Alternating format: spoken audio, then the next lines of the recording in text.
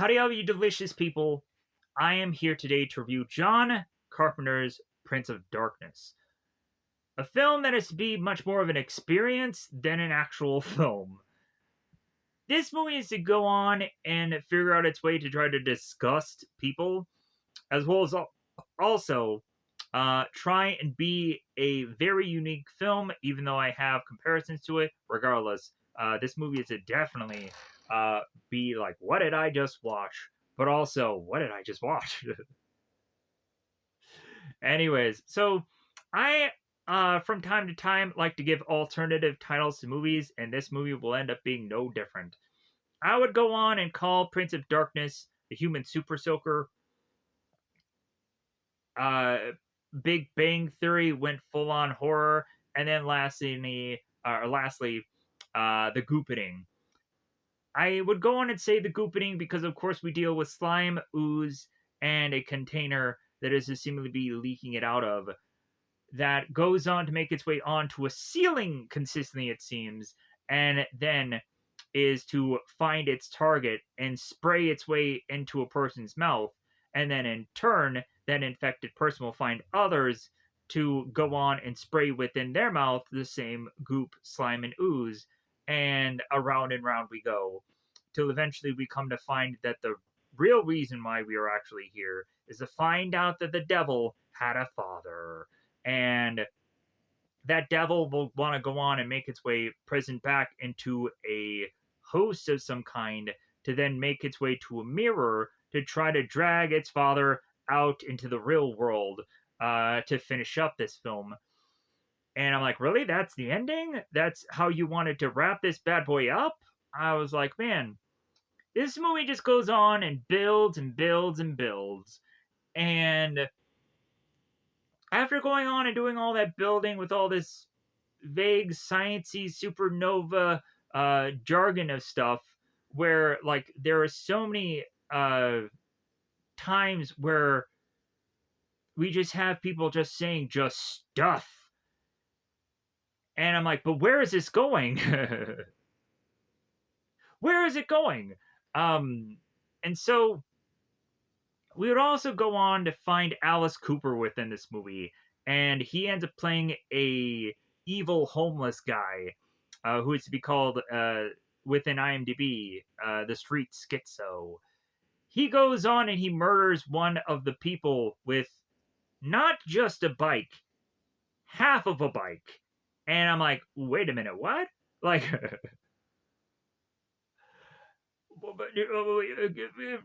run that back to me again. Yeah, we have homeless people that go on and take these certain objects and they're to be in halves and they murder people with said items. Like we have one singular thing of scissors that someone stabs someone into and kills them, and I'm just like, man, all right. Like, and we end up seeing the thing coming in from like a mile away, where we have this homeless person that's like, all right, I'm coming with the scissors, and they just focus on the hand that's holding this half scissors, like, all right, I'm coming. And I'm just like, man, this is maybe to end up being such a movie that is probably so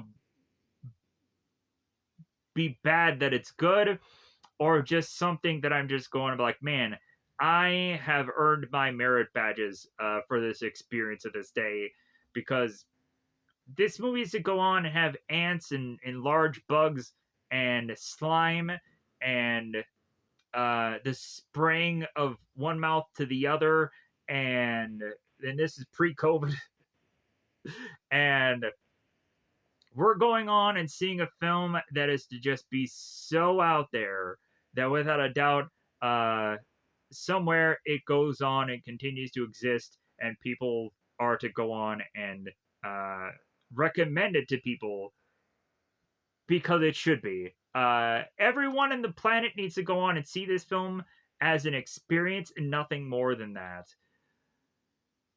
I also kind of liked how, like, the Marsh character was at some point going on and was taking playing cards, and he was doing these like card tricks, as well as also there's like, I think, a moment where Marsh was going on and I think kind of flipping these cards over and trying to see if he has a psychic ability where he can kind of tell the future.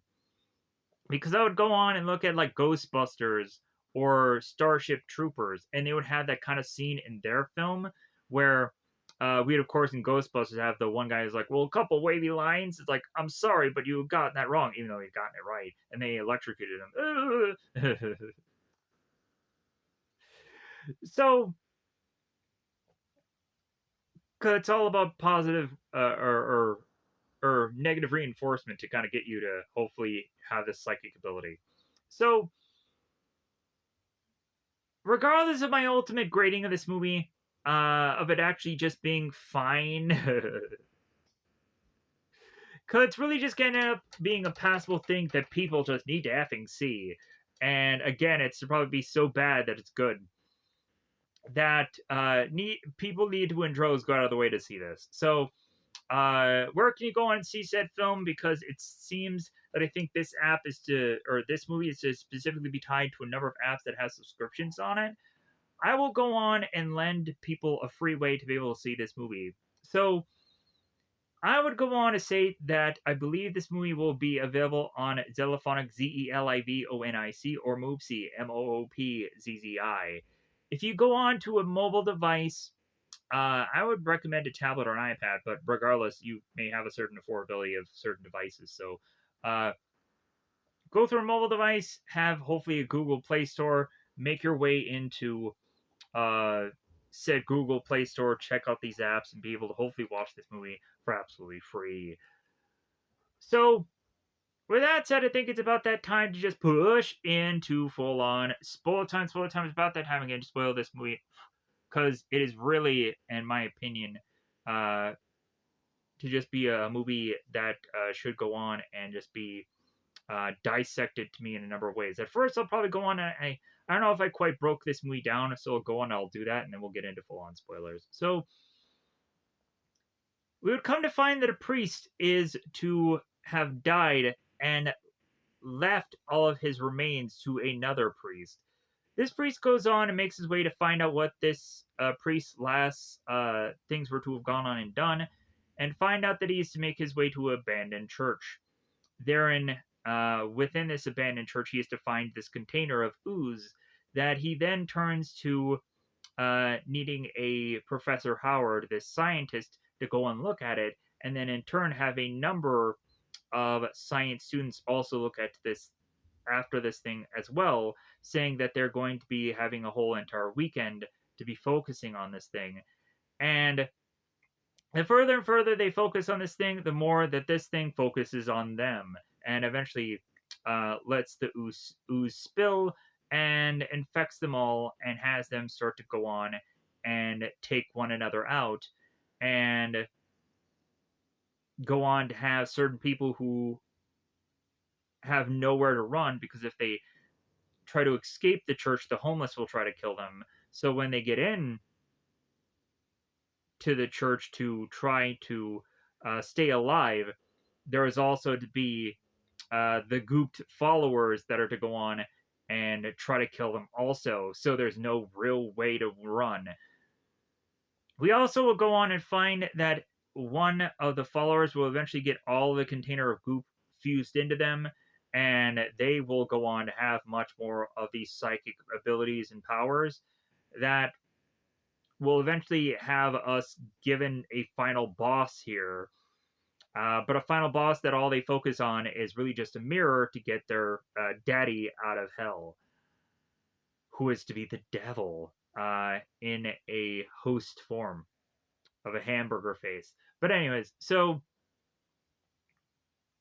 by the time all of this goes on and plays out, you'll have been fully aware of, dare say, this entire film and be disgusted by it, by the ants and the bugs and all the things that would play out within this film, and go out of your way to say that you can see this movie for absolutely free and get your own opinion on it. And also, if you have already seen this movie, then you'll go on and know of its uh, natures and what via yourself was to be the selling point of the strangeness of it, that it was to attract you to it. So With that said, let's pause here. Let's get on my cast list where I insist to fully dissect this film, break it all down. I don't know if I've said everything repetitively already. Maybe I've repeated myself already in the last 10 minutes. If I have, I apologize. There's at some points when I go on and I just continue to talk and I don't know what I've already said.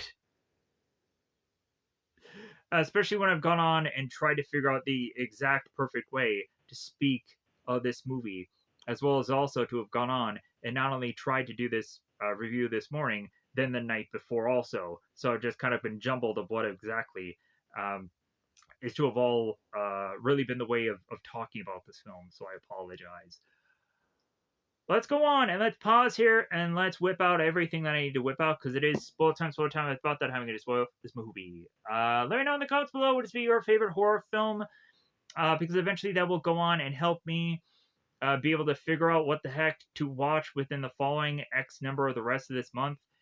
And will hopefully go on and be something that hopefully people will just continue to come back to because eventually I am to go on and just need something that'll do well on this channel because honestly, I have just been severely dipping in the views because reasonably I'm to go on and just do these very obscure projects that I'm just like baking off of like, well, hey, one of these have just got to hit, right? Something has just got to give to where it just goes on and just is to give me the one project that I was like, yeah, like it's good that I took the time to just talk about this. So hopefully I'll go on and finally reach that point of regaining some kind of credibility of like, hey, he watched this project. So let's go on and let's talk about future reviews. I have gone on to consistently have an ever revolving door of content that I've tried to think that will go on and be future reviewed. And then eventually there's a number of projects that come like swelling to either my brain or to be random things that I am to go on and find while going into YouTube or Google or whatever. So before I was to go on and actually make my way into Prince of Darkness, I was going to go on and review a Hellboy animated film. Just because I'm like, well, for the most of the time, Hellboy had gone on and done well for me. So I was kind of maybe hoping that its animated films would also do some kind of something. But that probably is a hefty amount of pipe dream. But also, I'm to go on and to have seen quite a few episodes, but not enough to actually think that I should actually review this certain series yet of the Shutter series Creep Show. I had gone on and seen the original Creep Show movie, but I don't think it's reviewed on this channel. But I had gone on and actually seen that. So at some certain point, I may go on and figure out if Creepshow is worthwhile for me to actually check out. If something could be important with that to go on and see. And then follow it up by also going on and doing something Tales from the Crypt related because Tales from the Crypt, it seems, is going to go on and soon have a reboot of some kind coming, I believe, by the end of this month. But then again, I don't know. But either way, I had been told through the randomness of Facebook that eventually it seems that there's going to be a Tales of the Crypt project coming somewhere down the road. So hopefully I'll go on and justify watching a bit of Tales of the Crypt content. It might just be either a film, or it may just go on and just be seemingly whatever the heck ends up being popular when eventually I go on and I'm just kind of randomly roll the dice that day of what I am to try to execute. So other than that, after that, I've gone on and talked about a plethora of different other projects that may go on and see the light of day. Escape Room 2019, Cube, Triangle, any number of just horror things that eventually I will just make my way into convincing myself that it could be a game changer for the channel. But it's like, really, this one, that one's gonna be the one that you're gonna ride everything on. Like, man, what a foolish bit of way of which that you're to just be making your ways of your days of this channel. And I would oddly love to hope that, considering like new releases seems to be like very hard for me to exactly determine what is to really be popular anymore, or if any of them are, I then would turn around and realize, like, well, hey, while I was doing a lot of obscure things, that would go on and be seemingly the thing uh, that would be my bread and butter, if nothing else. So I kept going into more and more obscure titles, and then eventually someone would just be like, wow, like, yeah, no one has ever heard of this bad boy, but oddly, it's the most popular thing. And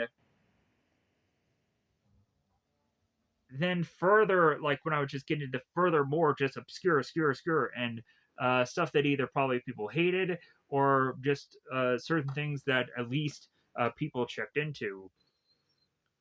At some point, it's like, well, yeah, but like people aren't going to invest in a channel like this, that it's not going to be putting my best foot forward. It's just going on and just being like, yeah, I hated this, and why should anybody go on and actually just invest in something like that? But either way, um, I'm here to say thank you to everybody who had gone on and decided to do so. So, with that said, let's go on and let's pause here and let's get into spoiler time. All right, spoilers. So the beginning of this movie goes on and has a priest that should be dying on his bed. He has this silver chest upon his chest. And so the next thing we see is a student known as Marsh. He is running seemingly through the college outside, to then all of a sudden come to find a girl named Catherine that stops him dead in his tracks. Maybe it's love at first sight. Maybe it is just going to be like, hey, do I know her from somewhere? But either way, Marsh just stops and just looks at this girl. The next thing we look at and see here is that a nun is to be opening this door to make her way to dead priest who is on his deathbed. Father Carlton. So we have the nun that goes on to speak to the priest, who is to ask her what had happened to this priest who had gone on and died. And so she goes on to explain that after she was to have found his body, they had sent an ambulance and hospital and what have you, and he had died there. And the priest turns and goes on to find a desk with a notebook and this silver treasure chest that is to be so small. It's to be the size of your hand. So we have the priest that goes on and starts reading through this guy's notebook, as it seems that he was to have gone on and had a certain appointment with these cardinals. So we transition here to Professor Howard. Professor Howard is going to be the guy that's going to be scrambling and getting all these science students together to have them making their way to eventually an abandoned church. So Professor Howard goes on, he starts to make his way into this college, but then he turns, and we consistently see throughout this entire movie that everybody goes on and they turn to look up to the sun, and they're like, the sun, like, oh man, but I just need to look at it for some reason. I don't know why I'm looking at it, but I just need to, because bizarrely, this is just the thing that we do in this film for reasons I just can't quite understand. Please, help me go on and understand why these people are doing this act, because it makes no sense. So furthermore, this guy is looking up at the sun, and we just have this huge dirt mound of ants that are just crawling all over the goddamn place. Just having a good old time, just doing that bit of just like, hey, yeah, yeah, let's crawl. Like, yeah, let's have a good time here. So the professor goes on and makes his way into the collage, and we then turn around and we have the priest who is talking to two cardinals, going on and eventually being at a water fountain, just having a good old time, having this priest go on and open this silver chest to reveal this silver key. So now we go on back to Professor Howard, who has made his way into his class, going on and giving this lecture and talking about the truth of flesh, going further on to uh, mention how we're born, we live, and we die. It's never to go on to be the reverse. How eventually we'll go on, we'll live our lives, and eventually just become ghosts and shadows. And I think I've gone on in so many movies and eventually kind of heard that kind of phrase just kind of be playing out bizarrely. I don't know what it is where people are to go on and always say it's like, well, yeah, we live, we die, and we're forgotten. Um, and we have no idea what our afterlife is. But if anything, I guess with this movie, we have to assume there's going to be heaven and hell because there's a devil and there's a father of the devil, whatever that is to go on and really mean. But anyways, so we have our priest making his way to this abandoned church, and as he makes his way into this church, he goes on to have us transition to then Marsh. Marsh is to seemingly again be distracted by this Catherine girl. Man, like he is just going through his college days and keeps finding this girl randomly, and he just stops dead on his tracks to just see where the heck this girl is going. She goes in the library and he just plops by this tree. It's like, yeah, what is she doing? Yeah, you check out those books. Oh yeah. Oh yeah, you better get that sciencey book. Oh yeah. You learning something? Yeah, you better learn something. So, as there seemed to be a full moon out, or whatever moon this is actually to be, as they give us to showcase it, the further and further the Marsh is to ever so plop by this tree and just be waiting for Catherine to come out of this library, she would come to find that Catherine is to not be leaving alone, seemingly with a strapping young lad on her shoulder, and have really just Marsh just be like, oh, well, like, I guess this won't come to be between her and I, sadly enough. Anyways, so we go back to the priest. He is going on and writing a letter to Professor Howard to let him know that he's discovered the most unusual phenomena, which he might be has some kind of interest in checking out as well. Yeah, you want to also check out my swatch collection? You want to check out my swatches? Come over tomorrow at 8. We'll just have a good old time looking at my swatches. Oh, I have stamps also. We'll look at the stamps and the coins. Come on! Come on down. You'll be the next contestant on Who's Gonna Die Next. So, we go back again to have Professor Howard, who's giving yet another lecture within his class. And when eventually this whole lecture is to go on and wrap up here, talking about the existence, the universe, and going on about talking about the cosmic scale and quantum physics and a bunch of other stuff. We then go on and we have this limo that is making its way to this university or this college. We all of a sudden, as Mullins is to be passing through this hallway, we have a nun that is to seemingly be adjacent to him.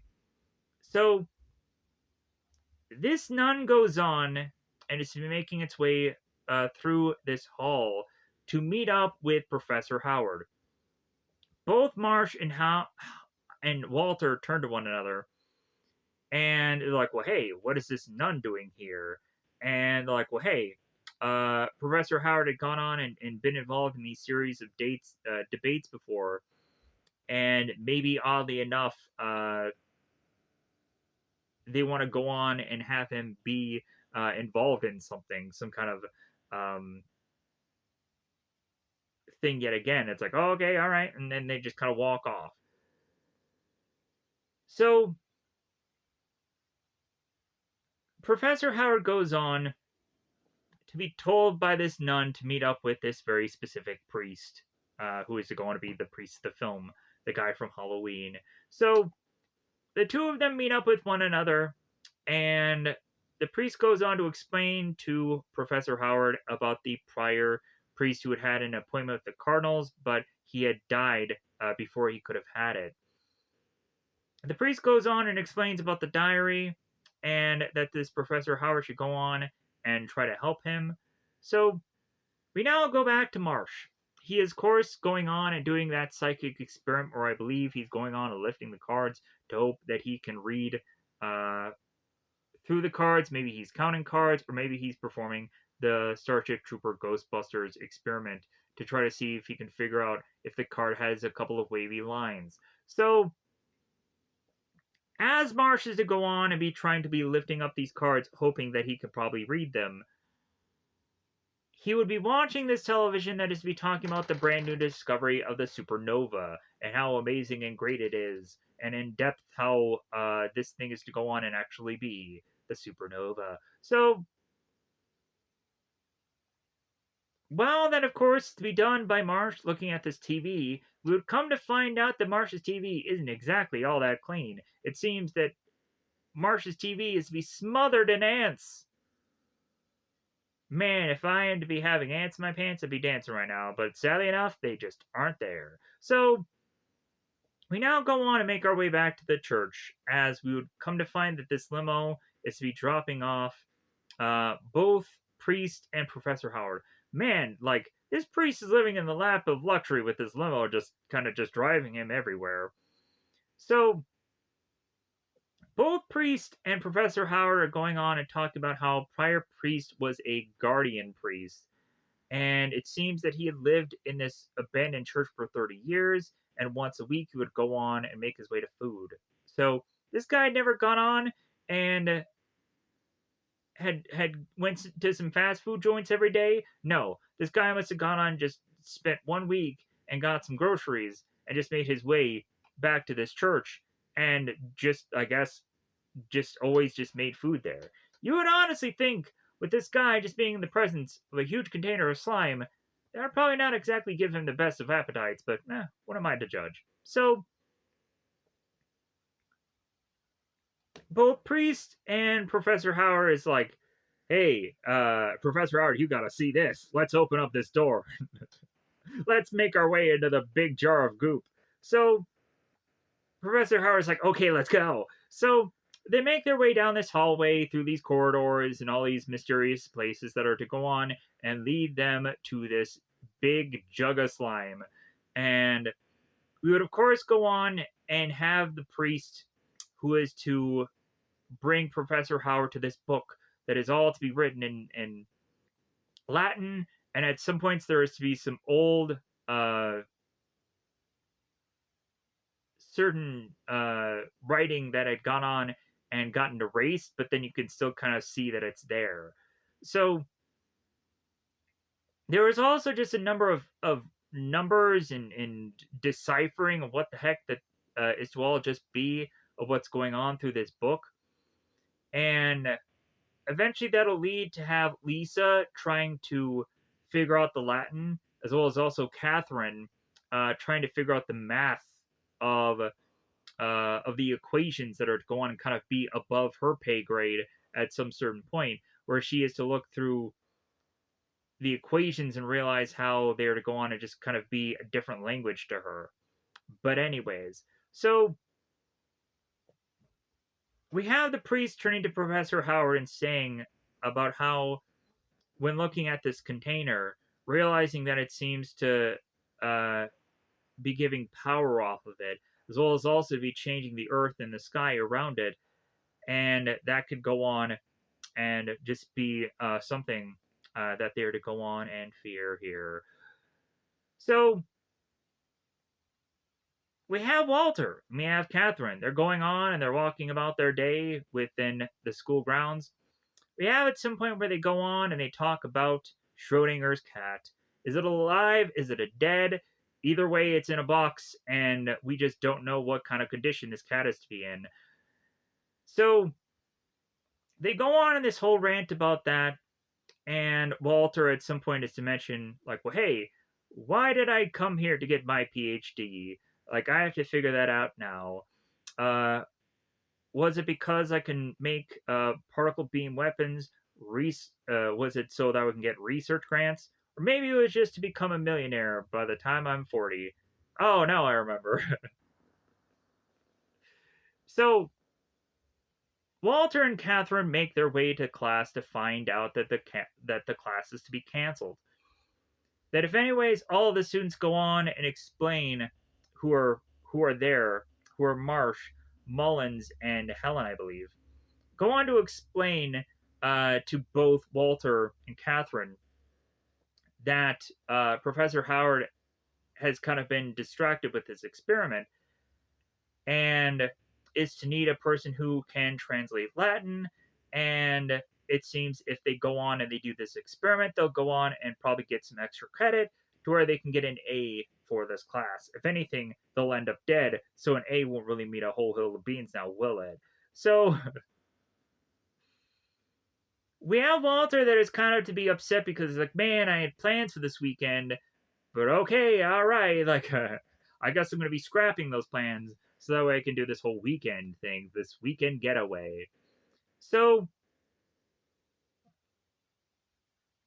as people start to make their way to leave here, we would go on to have both Marsh and both Catherine be the only two left.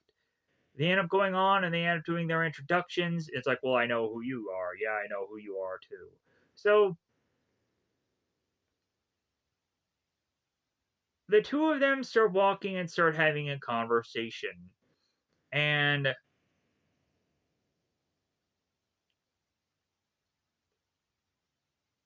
they go on and they talk about the professor and how they had gone on to read his book.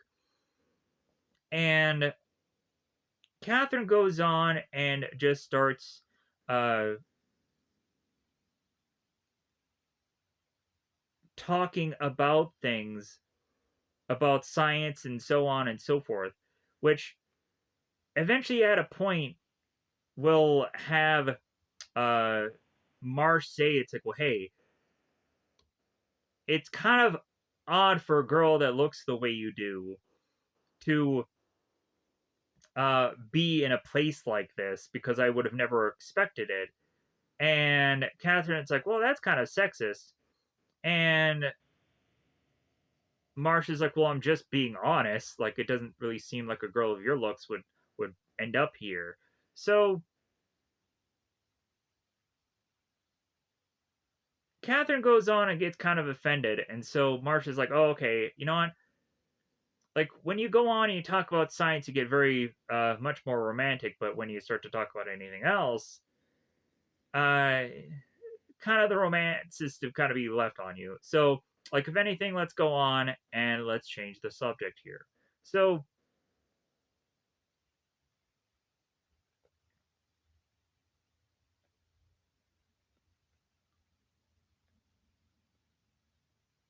we go on and we have Marsh that just tries to get a date with this woman. It's like, well, hey, like, I'm going on and I'm working on this theory, and maybe I'll go on and I'll need you to discuss it with me at this dinner sometime. And Catherine's like, well, I think something could be arranged, and maybe there's something that you can help me with over dinner. So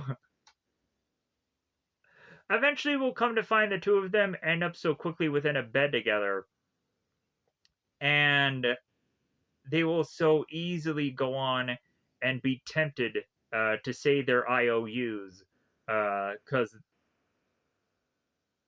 Marsh will say, "Hey, I think I want to go on and I want to tell you something, but I don't think now is the time." And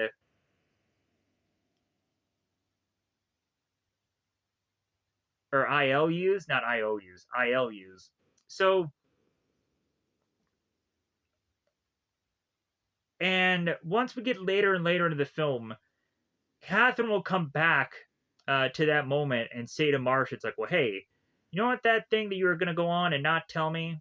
I think, if anything, we should kind of bring that back and kind of discuss it now. And if anything, whatever you're going to go on and tell me, because they never actually say what he was going to actually say, that they want to hold that to be some kind of importance, and that I'm sure that both of them feel the same way about one another, and the two of them a hug. Never going on and saying the "I love you" thing or nothing. There is to be some kissing and what have you, but yeah, it's just like, I guess this whole experience of them being near death is like, well, hey man, like, let's rush this relationship. So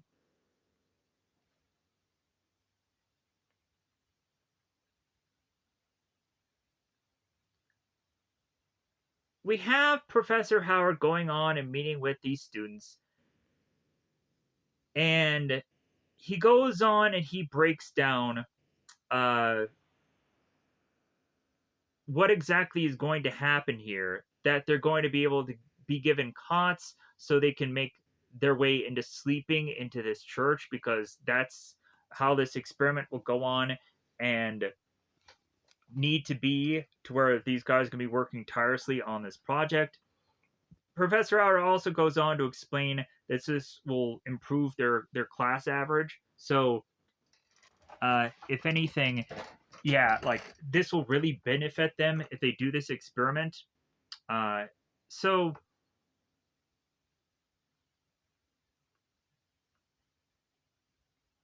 as well as also with this experiment, they're probably working with the highest of high people within their field, anyways. So, yeah, like, there is a number of reasons why these people should go on and definitely do this experiment, because, like, they don't know how big of a scale this thing will be and how important this will be to them, and it'll be a history making thing. Which Professor does not go on and fully explain how important this really is, because when people are to all go on like, well, hey, what all are we actually doing here? Professor Howard just kind of shrugs his shoulders, and he waits for the pastor to make their way there to then have him explain and break it down to them. So now we queue up Professor Howard that is making his way to the abandoned church.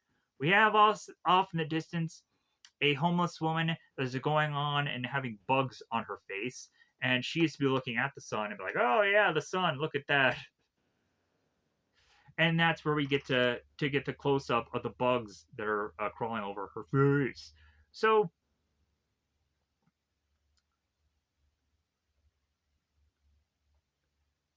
we have the pastor that is going on and speaking with Professor Howard, and going on and on about talking about atoms and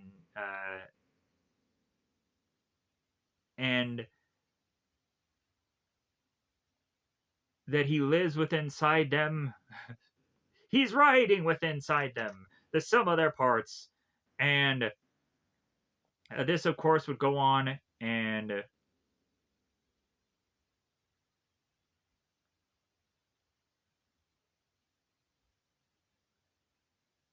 be about the belief that powers him as a person. the stubborn faith within, the common sense, the deception, uh, like kind of just being just going on and on. So the priest goes on and is to talk to Professor Howard here about they need to translate that book and they need to prove its science and they need to convince the outside world of what's going on within this abandoned church. So we have Professor Howard that he's not really quite sure if he can go on and actually believe about faith and religion and all that kind of BS. But if anything, like, uh,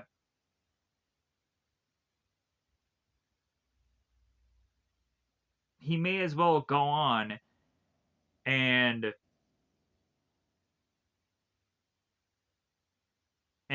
kind of just be part of this.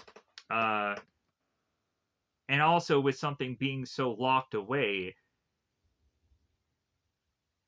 and they've been managing this thing for 2,000 years.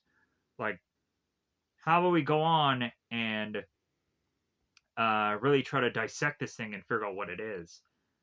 And the priest goes on and is like, well, yeah, no prison can hold it now.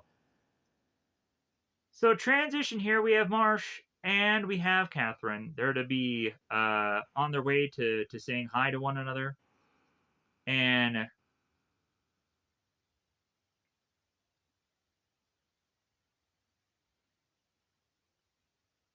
they talk about how, hey, did you have a class today? Oh, yeah, I just went to the library. Uh, would you like a cup of coffee to me? Or a cup of coffee with me? Like, hey, man, this is really starting to become something. This is starting to become a habit. And it's like, oh, okay, all right. So here's where they end up in bed together. And Marsh is to go on and get her coffee. And he ends up going on and kissing her. And they're in bed together. We also have Marsh that goes on and he goes outside. And he's, again, yet another person that has to kind of put his hand up and like, hey, that's the sun that exists out there. So, as Marsh makes his way to Catherine and asks her if she got much sleep, as really they didn't, and Marsh is to be like, well, hey, you need your sleep. Uh, and so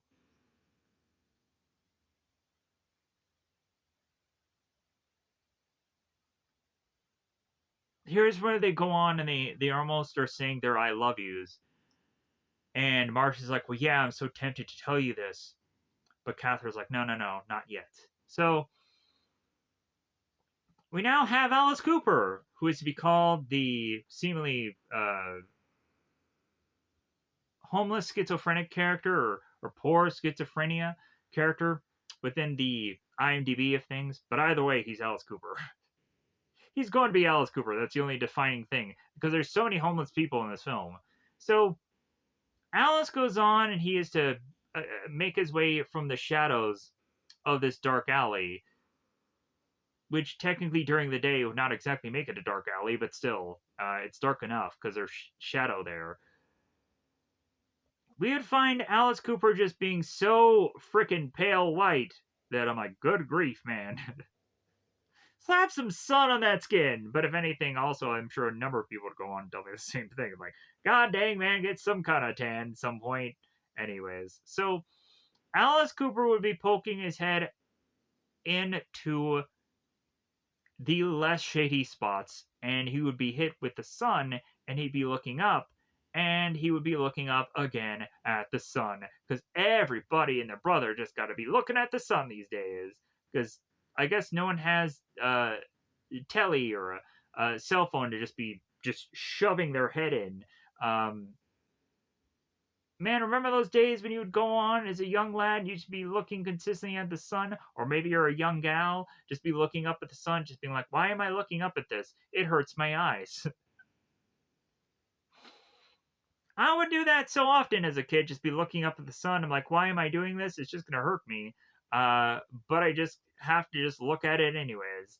Man, are the days of which that we did that. So after Alice Cooper gives a good old look at the sun, he then turns at the abandoned church, like, give me some of that church. So we then would go on and have a van coming in. That's what made this movie to me look very much like Evil Toon or Toons. So we have all these people coming out of the van, and that's when Alice Cooper, we would come to find out, has a homeless army. There's a group of women that all look at the homeless people. The homeless people look back at them. I look at them, and I'm just like, hey, this is a thing watching of a movie. So we would come to find that there's be a bunch of science gadgets that are to all be coming out of a U-Haul that is to make their way into this abandoned church because they're experimenting on things. So the gals are making their way into the place that are to have these cots. They go on and they explain that this church is giving them the creeps. And it's like, well, of course it is, because it is to, of course, be abandoned. At some point, I'm sure it was a beautiful looking church, but now it is to be a creep show. So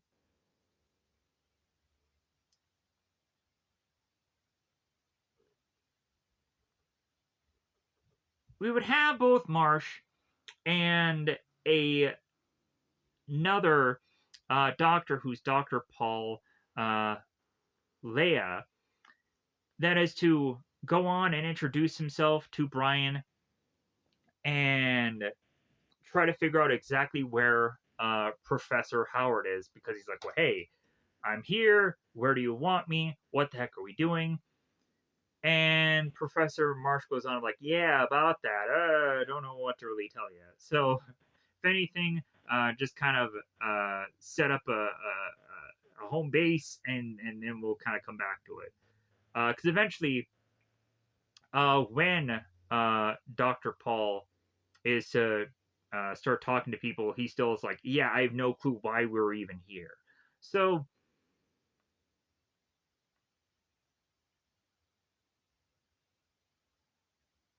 we have these two guys who are to go on and be Windham. Yeah, that's a great movie name.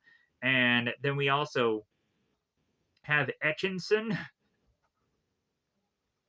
Any other goofy names you could have tossed in here would have been greatly appreciated. So Windham and Etcherson, uh, they go on and they get their all gadgets and doohockeys and doohickeys within these boxes, and they make this way to a certain part of the church.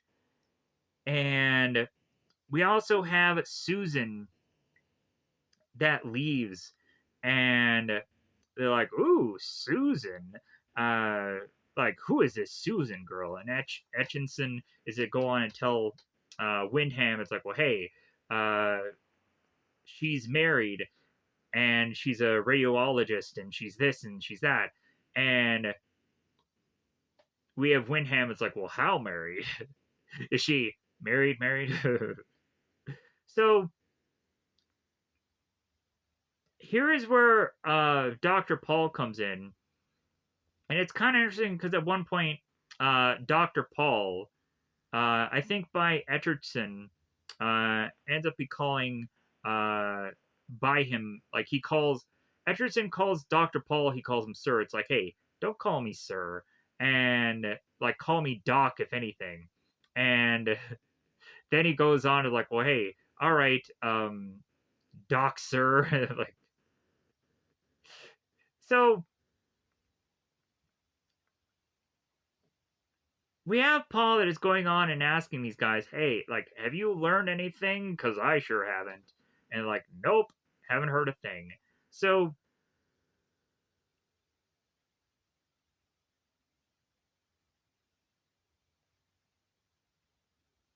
so yeah, so if anything, they're just kind of setting all these pieces up for what I don't know.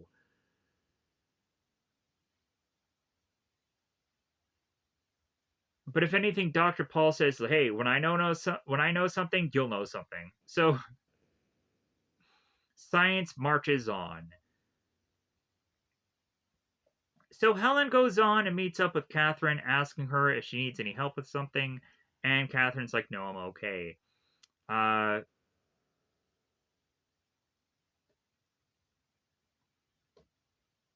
we have Helen that does the joke of like, "Man, I better get a diploma in my mailbox when I get home on Monday." You're gonna be happy to be alive by Monday, if anything. So we have Marsh and we have Walter. They have off to the side here a bit of conversation. Here's where Walter goes on to explain that he had a date for tonight and is a beautiful young attorney and this and that. So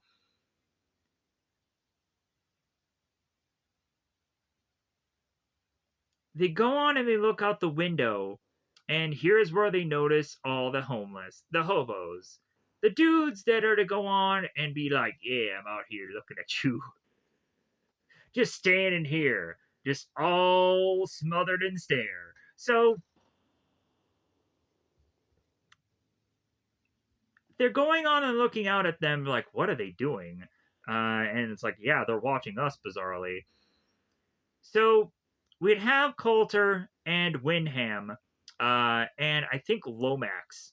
That's to be the other guy that really just doesn't have much going on in here. Every once in a while, he'll go on and he'll be beating somebody with a stick, but really he's to be, if anything, the guy that's just there. But he doesn't really have any significance to this movie other than just him being a guy who miraculously is to be by the end of this film still alive somehow, even though he never really delivers a line, much of anything. But anything. Moving on. So, uh, here's where we go on and we have these guys group up and they're asking, "Hey, what are we doing here? We still don't know." So Lisa's going on and talking to Professor Howard here. Because Lisa's going to be the one to be dissecting this book and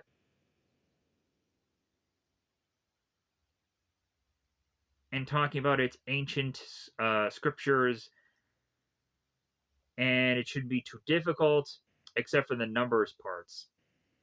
So she starts going on and typing it out, say, "I, Jesus, have sent mine angel to testify upon you." And eventually, at some point, it just kind of rattles off here. So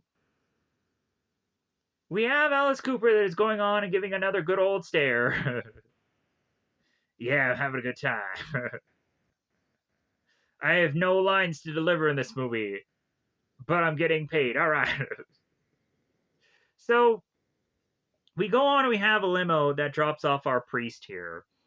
And as soon as he is to try to make his way onto this church, we again, for everybody that's keeping count at this point, we have the priest that turns and looks at the sun. God dang it, why is that sun so attractive? And as the priest goes on and does so, we have homeless woman who I believe is just to be called Bag Lady, who ends up grabbing this priest. It's like, "Oh, it's so wonderful what you're doing, Father. Opening the church again." And the way that this girl is to be talking obviously sounds very demonic and doesn't sound like a normal person. But hey, this priest is just like, "Well, I'll just go on and I'll just ignore this and I'll just kind of continue on my day." As well as also we get a good old just cup of maggots and whatever that chili or what is that? What is in with that delicious bowl of maggots and whatever the heck that is? Just scrumptious. You know, if only I had something better to do on my Tuesday nights than eat a bowl or a cup like this. Yeah. Anyways, so the pastor goes on and meets up with Professor Howard and says like, "Hey, we're ready for whatever it is. We don't know, but if anything, we're ready. We were probably ready as soon as we got here because we have no clue what we're doing anyways. So here is where the pastor and Professor Howard go on and take these kids on a field trip. They go on and make their way through the cross door, down to the stairs, through all these hallways and corridors, and they make their way to the room full of crosses in the green goop. The pastor goes on and says, "He's gaining strength. I can feel it all around us now, like a person. This be all around us." Sure. Anyways, so we now go back to Lisa, who is typing away, going on and having things like to be said here, like mystery, Babylon the Great, the mother of harlots, and the abomination of, and that's all I got. So Lisa's going on and typing away, as well as also Catherine is typing away all of her equations, all these science garbage things that she used to go on and do to figure out here. All of a sudden, she's weirdly to go on and not be looking at the sun. She's looking at this window that's to weirdly decide to have all of these worms that are just to be commulated or collectively being within this window. I'm like, how do they do that? How do they do the worm thing? Did they go on? Did they have like a piece of glass to like keep these worms into this area and just have them be slopping around? I'm just so interested to see how that played out. Man, if only I would have gone on and gotten a DVD or I'm sure Blu-ray thing of this movie, right? There's a Blu-ray of this, and gone on to find out exactly how they did all the behind the scenes of all this weird that they did in this film. Just to get that bit of knowledge of what was going on with how they were to have gone on and did this whole thing of this movie. But anyways, I digress. We have Calder and we have Windham that makes their way back to meeting up with Etcherson. So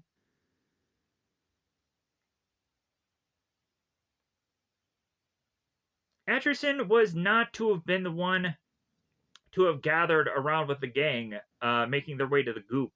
And so Etcherson goes on and asks Calder, "Hey, what's going on?" And Calder just says, "Yeah, something downstairs." Wow, all right. You know what? If there's just something going on downstairs, then man, like this guy is gonna get an easy A for doing what? Nothing. And then he's gonna go on and leave soon, and get killed. Man, what a worthwhile endeavor that Edgerson had gone on into, because he still has no freaking clue of what's really going on.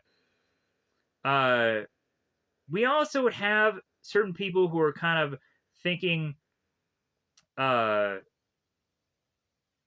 like I think Windham is, where it's like, well, I hate to tell you guys, but this all is just really bullshit.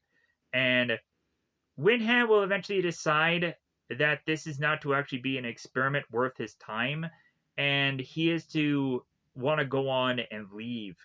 And Windham will eventually leave in a way which will have him leave his body, where he will go on and have this thing within him that says, "You will beg to die." Yeah, I'll be begging to to give me some more of that Windham. Oh yeah.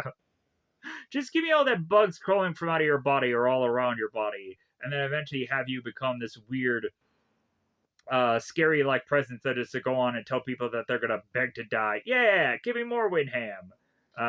Give me more of that wind or that ham. Anyways, the other white meat. Anyways, Walter and Helen are to make their way down to see that green goop of a thing.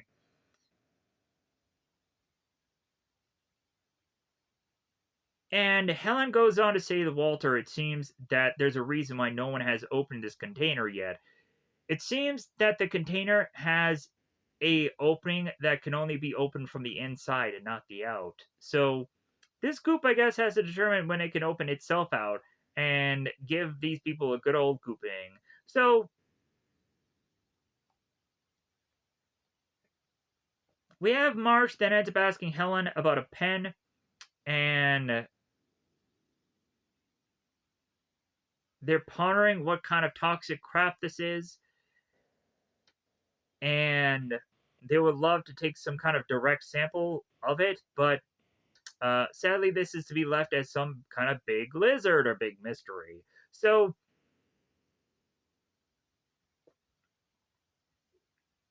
we would go on to find that a computer is to be delivering all of these equations. And it seems that this will probably be a thing that Catherine will probably try and decipher here, as well as also Lisa will be translating the Latin. And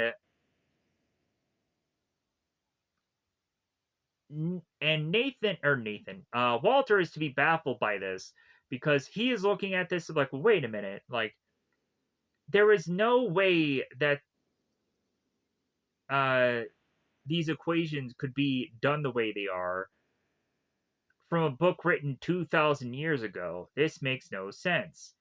And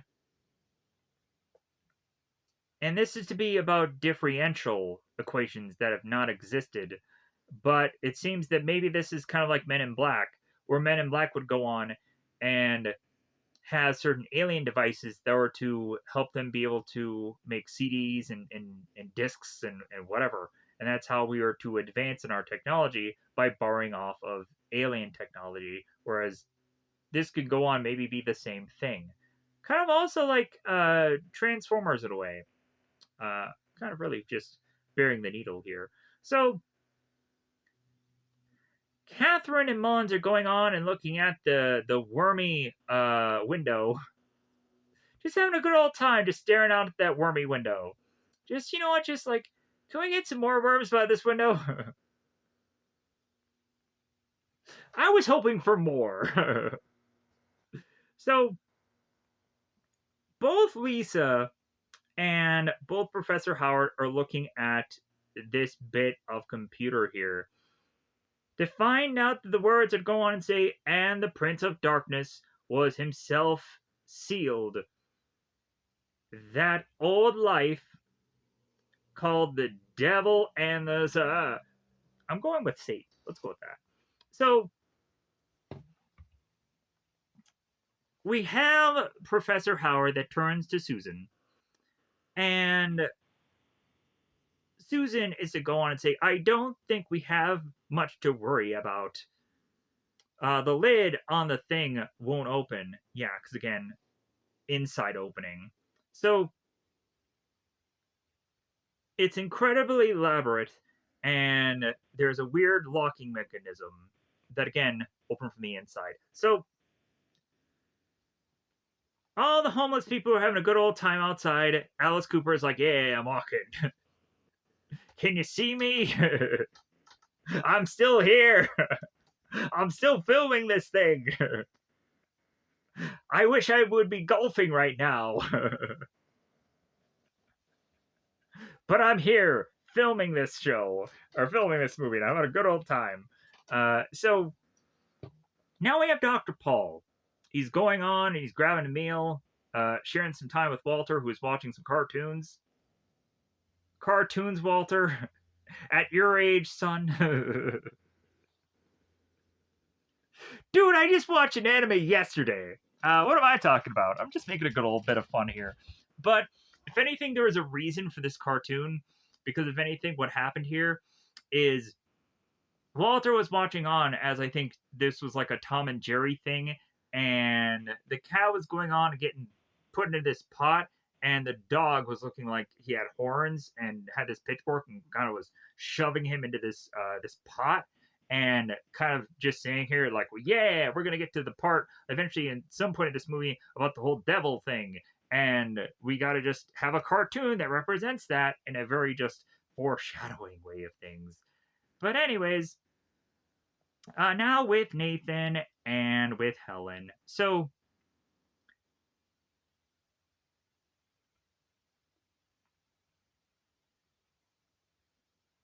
as the two of them are talking, they end up poking their heads out the window. They're going on and they're watching the homeless people. And they find it weird how they're just going on and they're just staying there not moving a lick and just watching them. And Helen is to state how this doesn't seem to be normal schizophrenia behavior because they would have to have a stereotype routine that they would repeat every 20 or so minutes. But these people have just kind of been locked on to this one area and nothing else. Like they're stuck there, uh, and their brains are repeating the same phrase over and over and over again. And Helen's like, "Yeah, I've been watching them all day. I'm a big fan of Alice Cooper." So I was like, "Heck yeah!" Let's poke my head out this window and see if he's gonna be singing "Feed My Frankenstein" anytime soon. No, not nah. Just give me a bar, Alice. Just give me a bar.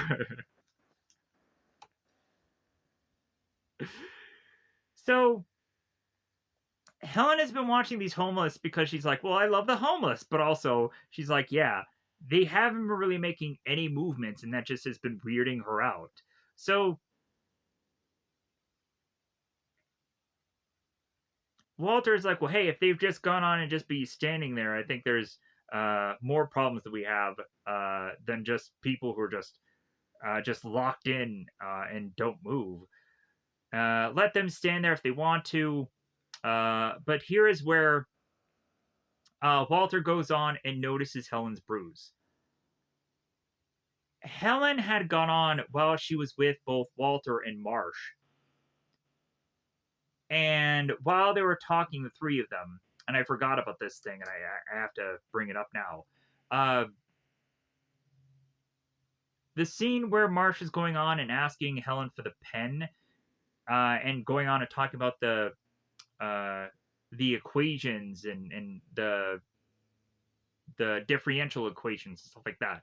That's when Helen was to go on and accidentally bump her arm on something uh on one of the devices that that was nearby. I just bit my tongue.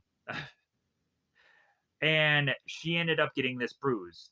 This bruise eventually all of a sudden becomes this mark, and that's what marks her uh to be the mark of Cain. If you guys know Supernatural, you might get that reference. But if anything, this would be a random part of this review. People are like, "What the f- is he talking about?" Anyways, so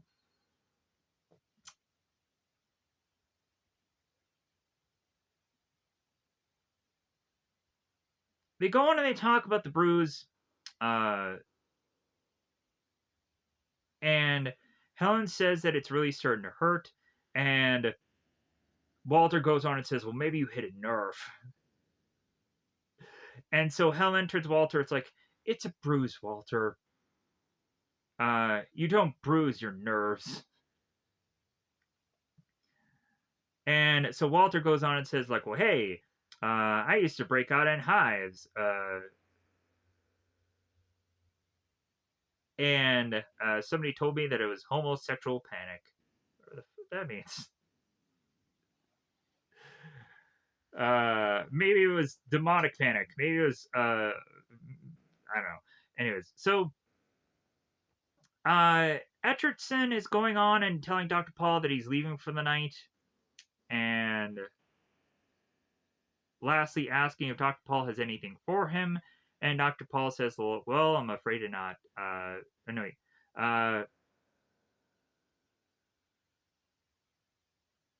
So they're kind of relaying information of kind of what they have left. Really, and it's not much. So talking about the figures that have been given to him, and Paul has mentioned how he can't believe that they're so high, and Edgerton is like, well, hey, yeah, I'm kind of guessing here. I'm kind of spitballing the number crunching here, and like this is the thing that I gave you. And so Dr. Paul's like, all right, well, get out of here. Good night. So, and that's when Edgerton ends up calling Dr. Paul Sir, and he says, hey, don't call me Sir, and just call me Doc. And so he calls him Sir Doc anyways, and then he leaves. So Etcherson leaves and goes on to come to find as he walks down this stairwell, he finds this crucifixed bird. Uh, and he is to be very, of course, weirded out by this. He goes on to continue to make his way to find that Alice Cooper is with half a bike. And Etcherson is going like, well, yeah, I don't think I can go on to make my way down this stretch of alley, so I guess I'll turn around and see if I can return and go elsewhere. When Edgerton goes on and looks at the stairs, he finds out that a gangle of homeless men are to be behind him. So he's like, well, I guess I'm cornered here. So we have Alice Cooper's character that goes on to take this bike and stabs it into Etcherson's chest. Etcherson falls down in a bloody mess, as he is to have died. Sadly enough, R.I.P. Etcherson, as if we cared. This guy was barely in this film, sadly enough, but R.I.P. anyways. So, Professor Howard goes on and speaks to March here. There is a moment here where we finally get to a point of like, hey, nobody's really saying anything here. We're getting our first rounds of tests going on, and no one has really kind of stopped since we got here. What is the point? What are we doing here? Professor Howard's like, well, hey, settle down, just go back to work.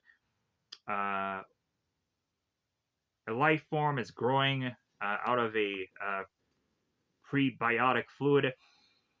It's not winding down, it's into its disorder. It's self organizing. It's becoming something. What? An animal? A disease? A what? The hardest thing to hear for any of us is something we don't agree with. I saw a star fall from heaven onto the bottomless pit, and he was cast out as water from the flood. So we have Marsh who's going on of like, this is crazy. This is so crazy. So we now have Susan, who has gone on to make her way to be kind of like Dan Aykroyd from Ghostbusters 2, who decides that she's like, you know what, I want to go on and just take a good look at this container of ooze because I have nothing better to lose. So as Susan goes on and makes her way to the container,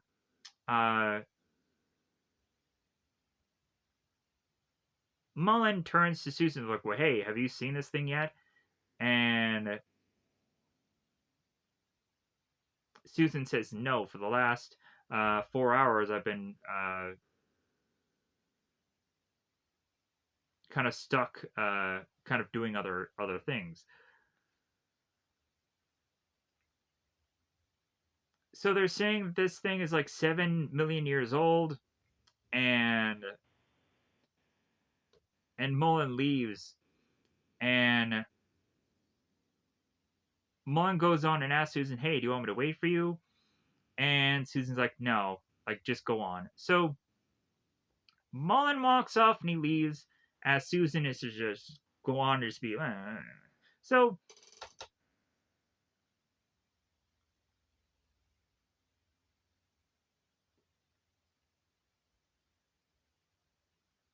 we have a lot of the people here go on and they're sitting at this table together. We have the pastor, Marsh, Dr. Paul, Lisa, Professor Howard, Windham.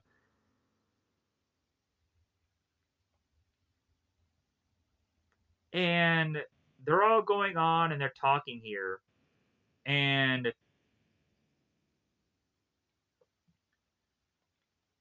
they're talking about how things are kind of getting weird. Talking about the father of Satan, a god who once walked the earth before man. Because Lisa, as she continues to read and dissect this Latin book, she's starting to go on and give us the phrases to better understand what actually is going on here, and the banishment of someone into the dark side, and that apparently the father buried his son inside the container, and so the container is to withhold the devil.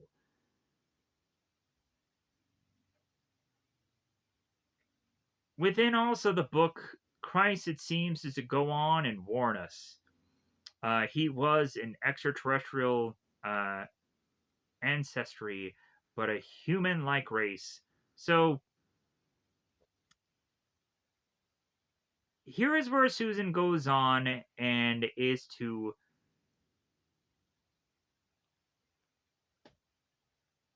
find that the goop has made its way to the ceiling.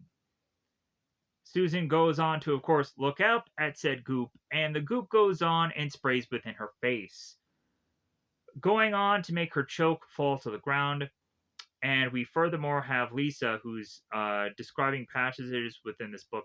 Finally, the Determined Christ is crazy, but he also is gaining power, converting a lot of people to his beliefs.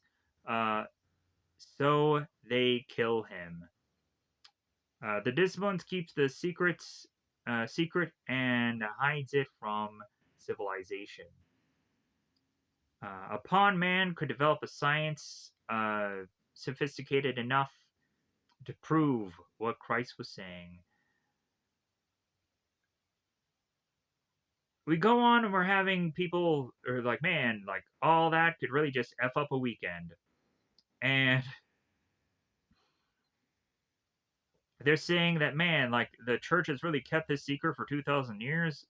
And we have the priest saying, like, well, hey, a decision was obviously made.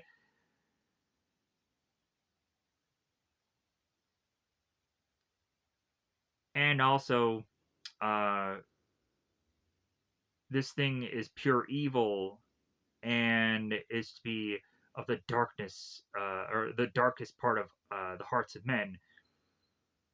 And it must be or coveted.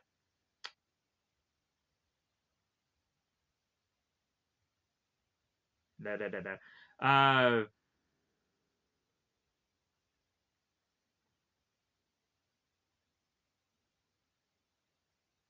So pastors mention how honestly the pastors are go on and kind of be salesmen, uh, and just kind of give off stupid lies. We sold our product for those who didn't have it, and so on. So we're kind of getting lost in the weeds here, as well as also this kind of preaching about religion and so on and so forth. Pushing on back here, we're seeing Susan, and she's struggling to breathe because she's going to be infected. So we have Marsh and we have Professor Howard, and they're making their way onto this bit of device that is to tell them about an energy spike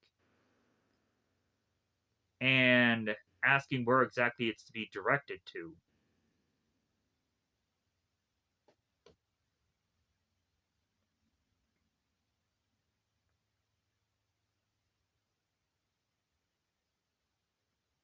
It seems that no one else is, or no one is really taking this seriously, and Marsh is going on and asking around who will. So we have Susan, who has now been infected, and she is to be seemingly by the thing of goop.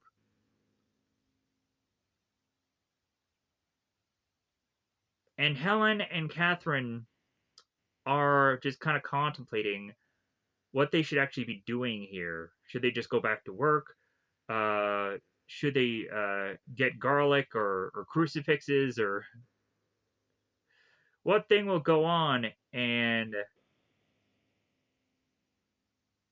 help them face off against the old Scratch knocking at their door? Back with Marsh and Dr. Howard about the energy spiking thing, and Marsh is to go on and say that that thing is vibrating, the thing that's downstairs, and it's got to be some kind of kinetic immersion coming from it, and there has to be some strong signal that is coming from it also.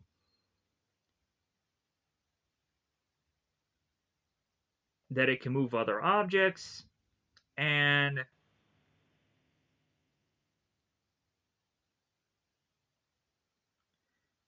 have some psychokinesis going on with it, mind direct energy. We would of course have professors like, well, hey, don't tell the others about this yet,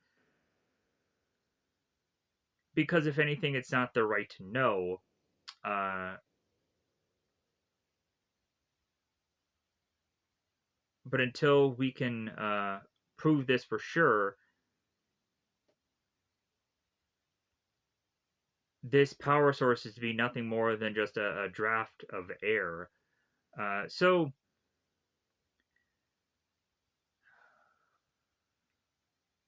we have Walter that goes on, and he is to make his way to see Susan.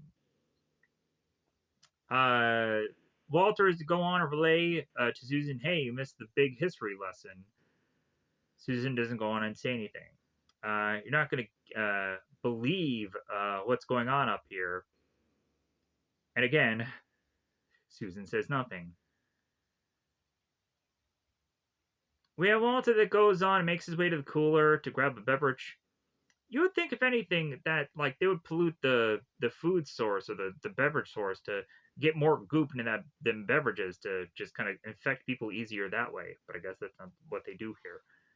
So Walter ends up seeing Lisa also by the cooler. Hey, you want one? Hey, if anything, has anybody told you that you can pass for Asian? And she walks away. He's like, yeah, phew, all right. So Mullins makes his way to talk with Walter and ask, hey, what was that all about? It's like, hey, she doesn't have a sense of humor.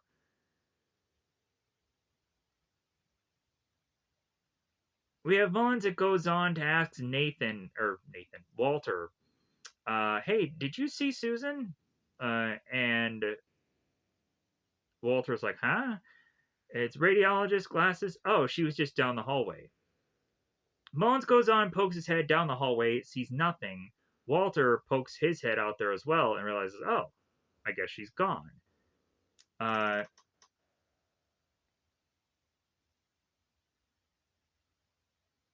so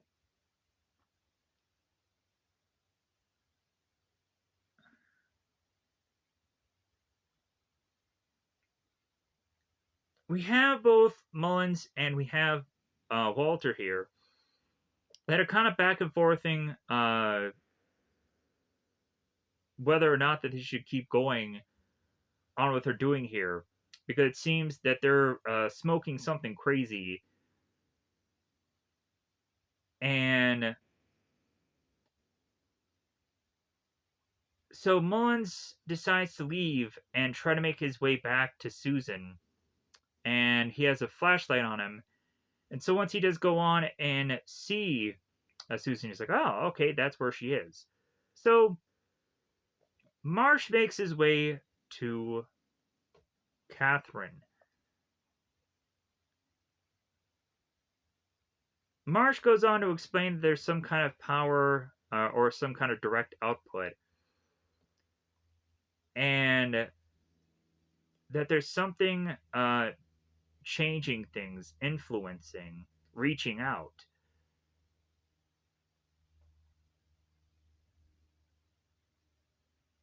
And there's some intelligent force here that is other than man. So Mullins makes his way to Susan, keeps calling out for her, saying hello, and as Mullins goes on to make his way to a certain device, trying to find Susan, as it seems that she is to disappear from his sight, Susan is to come up from behind Mullen and snap his neck in a very vicious way. It was like, oh my god, that freaking ugh. Just the way that pop. Uh, so the pastor's going on and talking to Professor Howard again. We have this bit of conversation to have here. So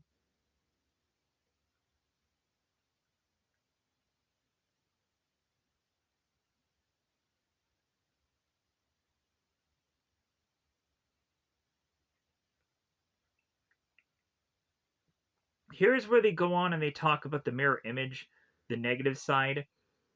Uh, and it's to kind of just foreshadow that they're going to need a mirror to get the devil to pull his father out of hell and the universal mind. Uh,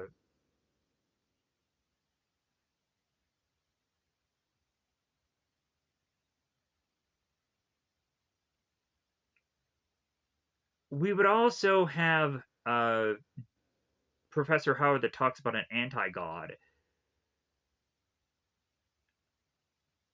and something of a darkness instead of light, and that there might be some technology to confirm this.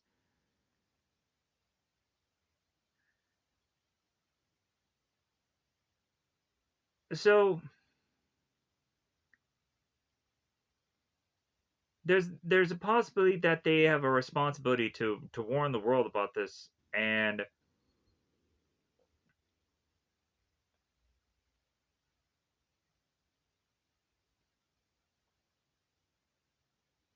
we would have the pastors like, well, like we believe in divine light, but if anything, it is kind of getting colder in here. And Professor R is like, well, I know. And they're saying it's like, well, we really feel that there's something moving on to the room. So we have Calder, we have Lomax, and we have Winham. Or I think it's Lomax. God, what is his name?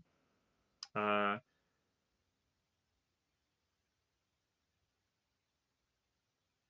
oh, it is Lomax. The three of them are going on and they're talking here. And here's where Winham is to say that he is out, that he is done.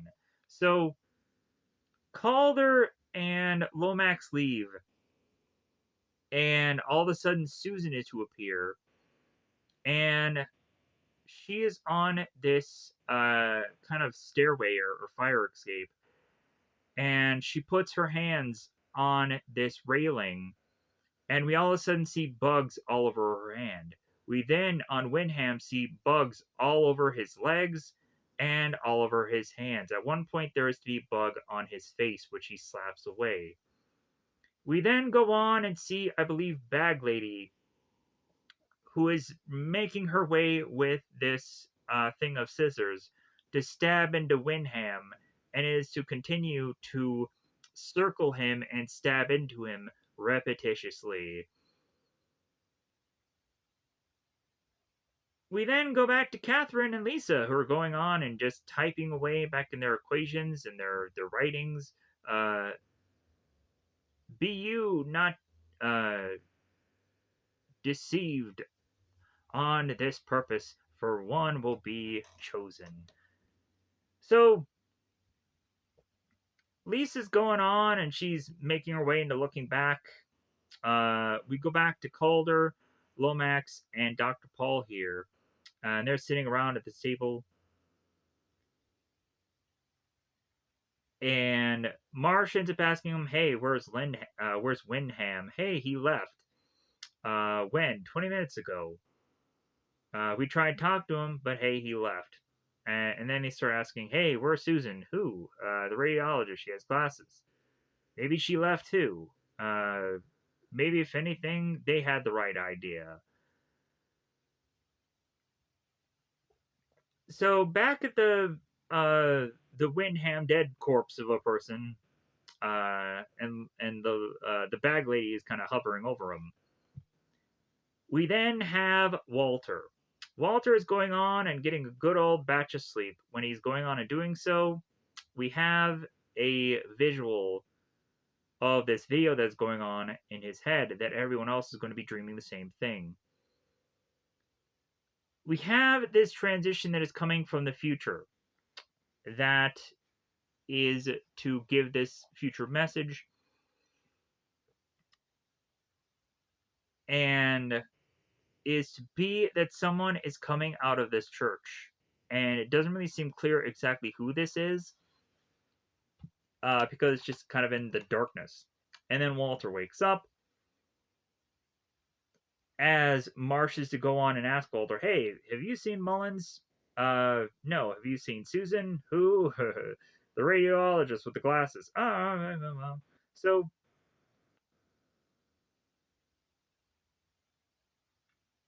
uh, Nathan's like, "Hey, I was trying to sleep here." And it's like, well, yeah, like we can't find her and we can't find Windham. And there's some others that are possibly talking about leaving. And we're probably all going to have to go on and have a meeting together to just kind of see how everyone feels. So Marsh goes on and he makes his way to look for them. And Nathan's like, or Nathan, Walter is like, well, hey, since I'm up anyways, I might as well go on and follow you. So now we have Lisa. Lisa's going on and she's at the computer. And she gets up and she finds Walter and Marsh, who are going to go on and kind of meet up with the gang here to have a conversation. So Walter goes on and tells Lisa, "Hey, if something happens to me, you can have my Porsche." So here is where Lisa goes on, and she is so exhausted that she leaves her computer room and makes her way to one of the cots. Where, of course, she goes on and has that dream that everyone else is having about the future uh, people speaking out to her. So Professor Howard and the priest are going on and talking about their dreaming and talking about everyone is to go on and have the exact same dream. And the priest is to go on and say, yeah, anybody who's to go on and actually have a proximity of this location will all have the exact same dream.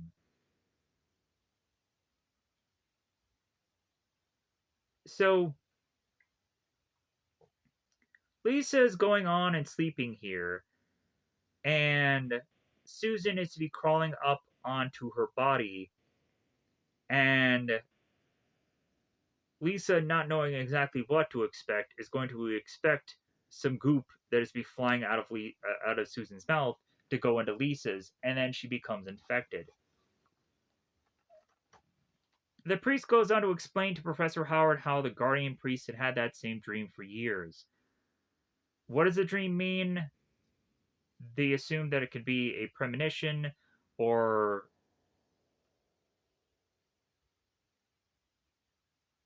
that it is to go on and just start from every time that they are to go on and go to sleep. And then it pushes everything else out, making room only for itself. So Marsh and Walter are be asking, like, okay, where's Mullins? Do you think that he took off? They're not quite sure. Do you believe that anybody is to actually believe in any of this business? Uh,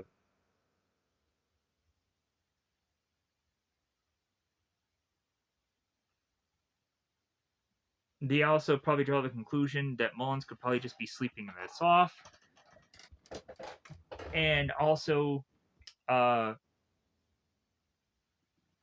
Walter is a hope that it's like, well, yeah, I hope they are sleeping it off together. Maybe they're getting laid. Who knows? Whatever. But so maybe they have gone on to leave and make their way to a nice Chinese restaurant. So now we go on and we're showing Mullins here. He is to, of course, go on and get the goop inside of him. It's dripping down to his mouth. So Catherine and Helen, they're having a bit of conversation here, uh, mentioning how late it is and how Catherine is still working, uh, and how Catherine is to kind of be at this point just the machine. Helen is to say, "Yeah, at this point, I am just so freaking tired." So feasibly, Helen is to be so tempted to sleep. So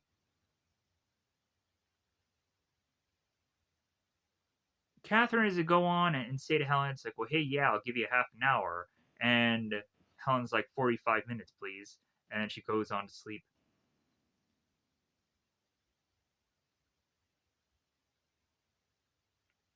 Catherine goes on and notices Helen's bruise, and the bruise had gone on to change shape.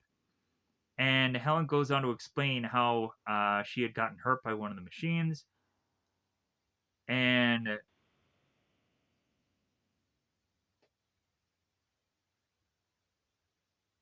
then makes her way to one of the beds and sleeps, or tries to sleep as Kohler is to talk to her.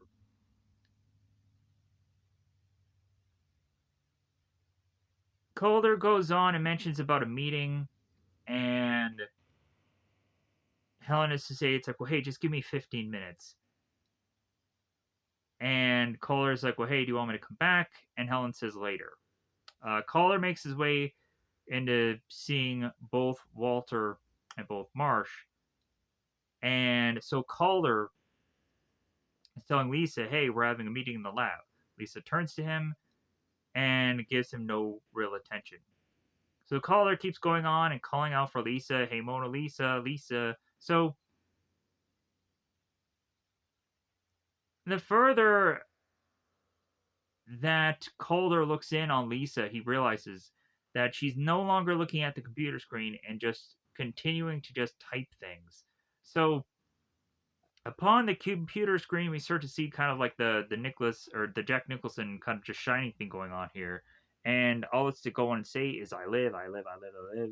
So Calder ends up realizing that he's like, "Oh, like this girl's going cray cray." So on the computer it says, "You will not be saved by the Holy Ghost. You will not be saved by the god plutonium.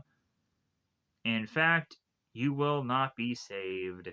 So Susan ends up coming into the room as we would then have Calder, who ends up getting distracted by seeing Susan in the room. And then Calder then turns back to Lisa. And then Lisa goes on and clotheslines him and takes him out. As Calder is to drop down on the ground, we see both Susan and both Lisa making their way onto Calder because they're going to infect Calder here. Calder, I think, will be the weirdest out of all of them that are to go on and have the effect of the infection, as he is to go on and be kind of singing this old fashioned song and then goes on to break a piece of this chair off and then slices his throat. They end up going on to bandaging said throat. But eventually, like, he'll continue to just exist within these people here. So, Lomax, Dr. Paul, and Walter are all going on and having a bit of a conversation here. And they're saying about how that batch of goop needs to really be encased in concrete. And they're like, no, no, no, no, like this thing needs to be sent out to space. So I thought that kind of bit was kind of funny here. Uh,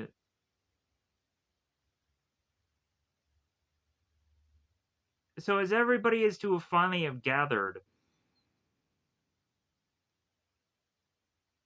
going on and asking where everyone is, and some people had supposedly left, and some people are sleeping, and they don't want to be bothered to wake them up.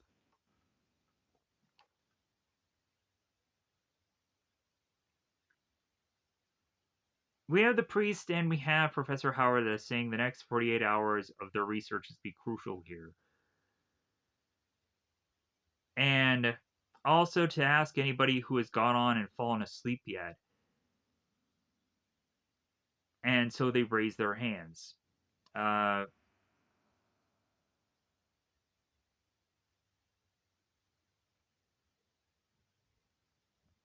the priest goes on and explains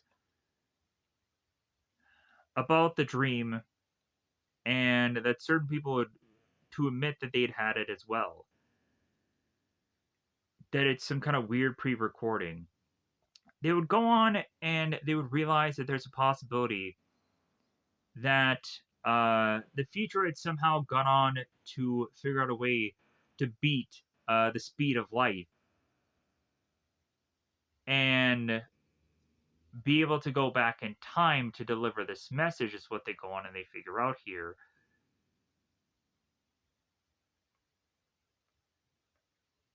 So that's how they can all have the dream the way they are, and that this dream must be some kind of omen of some kind. And it must be some video signal.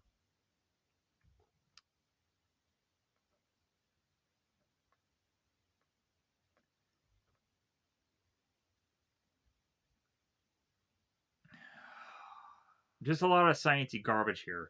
I have to kind of make my way through. So they state that the dream could be a warning to show us what's going to happen.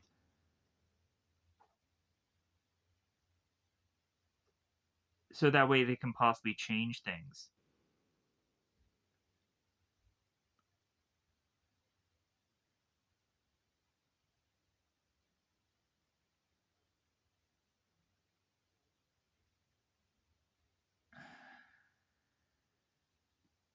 We come to find out the generator has gone dead.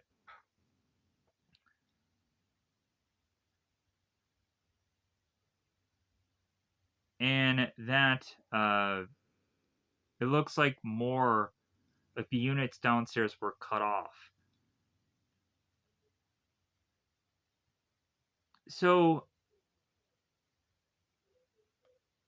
Lisa and Susan are taking the jar of goop and they're moving it. So Catherine all of a sudden is poking her head out the window to notice Windham outside. And Catherine is going on and telling everybody to make their way to the window also to see Windham. Windham goes on and states, I've got a message for you, and you're not going to like it. And people are going on, and from a wide distance, noticing that there's something wrong with Windham's chest. The chest all of a sudden goes on and starts to have bugs coming out of it, and Windham's faces start to go on and get more like disheveled and disgusting. So Windham goes on to explain to the people that they are to pray for death, and eventually the bugs are to consume Windham and come out of him and have him drop his hand and body and what have you to eventually fall away. So the next thing we see here is Kohler going on and singing Amazing Grace. And that's when he goes on to break the chair, cut his throat, and fall over. Susan and Lisa make their way to a sleeping Helen because she's going to go on and get infected by the entire jug of ooze here going into her. So now the people have gone on to put a bandage over Calder's neck, not taking him to the hospital or anything, just putting a bandage over his neck. Like, oh yeah, I think he'll be fine if we just slap a bandage of some kind over his neck, and he'll just be fine. Because they're all to just be doctors here.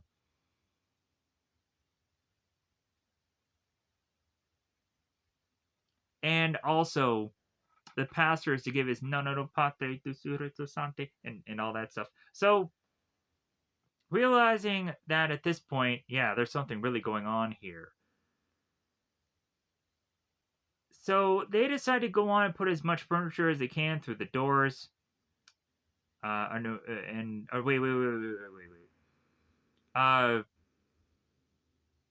The doors on the outside, the homeless would go on and put all the furniture in front of the doors for these people not to be able to leave. Both Marsh and I think Lomax are going on and they're trying to get out. And they only were able to open this door like a little crack and they can go on and see the homeless just kind of staring out to them. So Walter makes his way to find uh, a girl who I believe is named Kelly. Not quite sure who Kelly is. Maybe it's the girl that I've been calling Helen this whole entire time. Incorrectly, maybe. So Walter goes on and makes his way to, I believe, who was Helen this whole entire time, and I could be wrong about that. And so here is where Walter goes on to find that the goop has made its way from out of the container onto the ceiling and is now making its way into Helen's body. And I mean heavily going into this woman. So Walter goes on to notice this occurring, and then he realizes he's in trouble because he sees Susan with this flashlight and scares the crap out of him, and so he falls over.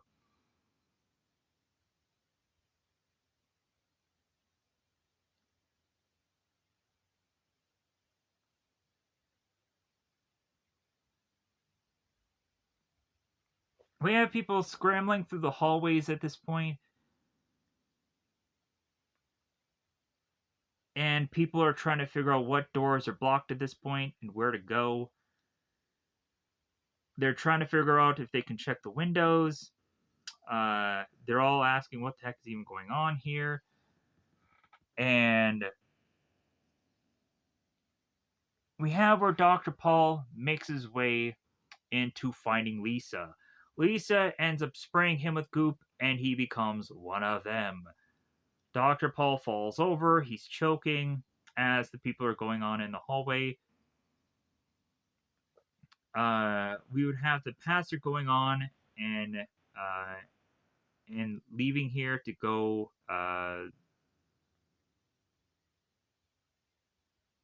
hide away.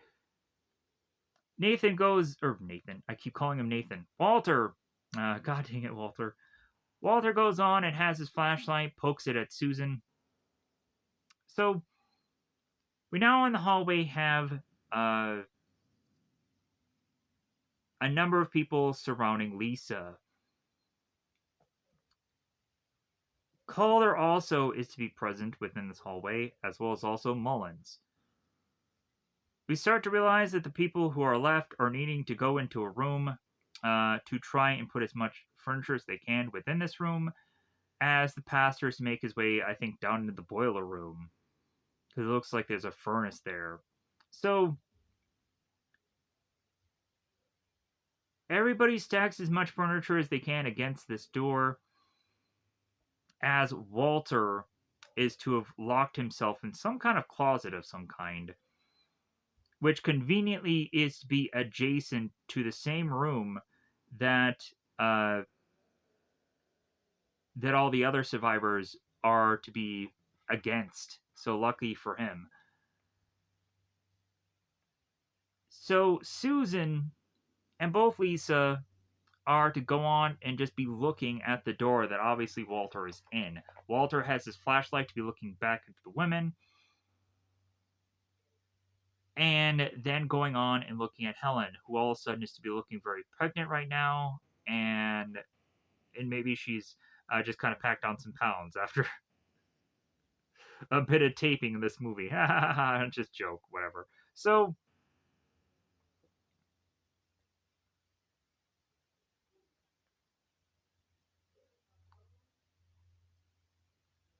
they finally have gone on to reasonably uh been dealing for things so long that they have to mention within the movie that the sun has come up because again we have so many people that need to go out and look at the sun.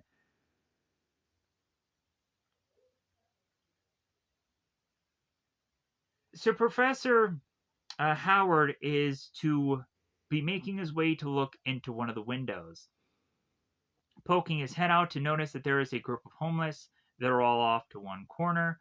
So at some point, we'll have our characters try to figure out if they can escape through the window and have someone be sent out for help.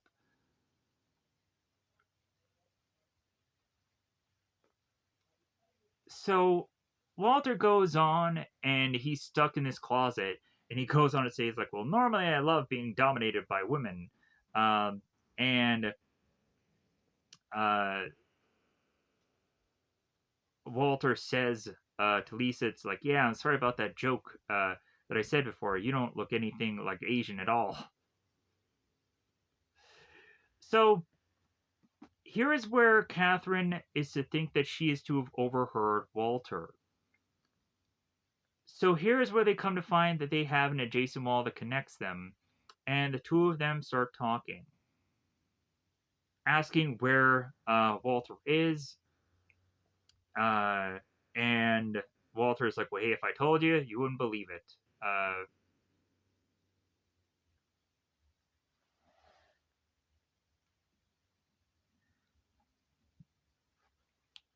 Walter is to go on and hope that these people are going to figure out a way to dig him out of there, and so they figure out that it seems that this wall, they can just take this device and start breaking through it. So Walter makes his way back to the door to see what's going on. Walter goes on to explain that the girls are just standing outside, not trying to get in. Uh, they've stopped attacking for some reason. Uh, they ask him where he is exactly, and he says that he's in some closet. And they think it's like, well, maybe we can get through to him. I'm not quite sure. If anything, this is going to take a while, but they're going to try. Uh, and Walter's like, well, hey, no matter how long it takes, uh, I'm hanging in here anyways. Because Walter has nothing better to do at this point.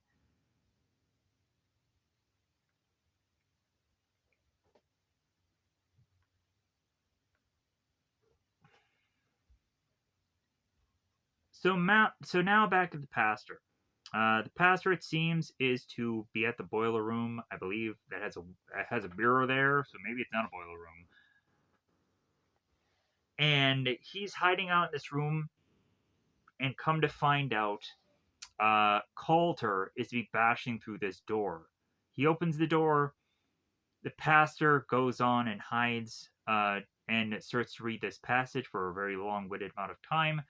As we have Coulter, who is looking at this mirror for an estranged amount of time. This guy is just like, this mirror. Oh yeah, this mirror. And he is just soaking up this mirror. They continue just keep cutting to Calder looking at this mirror in this movie, and I just get so annoyed by this where I'm like, okay, we get it. He's looking at the mirror. Cool. So here is where Marsh tries to make his way out the window to see if he can drop down to hope that he can alert the authorities of what's going on so he can get the flock out of here. So they go on to explain that there's a possibility that Marsh could get down, but if anything happens, they're going to pull him back up into the window um, to keep him safe. So Marsh drops down, and once he goes on to do that, the hobos start to swarm him. Eventually, it just gets to the point where March cannot figure out how to exactly get out of the predicament that he's in. So he decides, it's like, well, all I think that I can go on and do is just climb back up onto the building to have these guys grab me and pull me back into the window. God dang it, man. All you had to do was just jump up, hop over this fence, and then just hopefully get out that way. But maybe there was no real good enough way for him to exactly escape that would have him be able to get out quick enough. So he just went back to try and jump back in the building. Uh, Plus, also, the movie wouldn't want anybody to escape because either that person would go on and get killed or that person would just vanish off the screen. So, yeah, he had to go back in the building. So Walter goes on and he's looking back at the ladies because he has nothing better to do.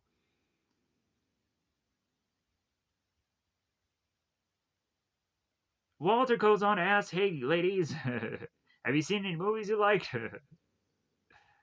All of a sudden, Helen ends up taking her pregnant body and ends up sucking it down.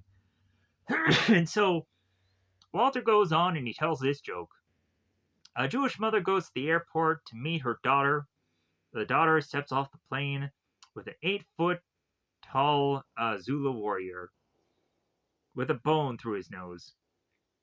The mother screams, "You fool! I said rich doctor."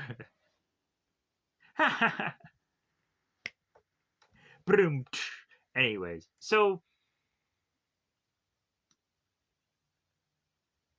Nathan goes on and looks at Helen and Susan and Lisa. None of them are laughing, so he's like, well, rough crowd. So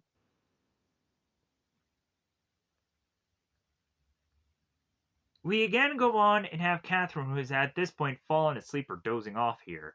And she is to go on and have the repeating dream that everyone else is going to have about the whole broadcast.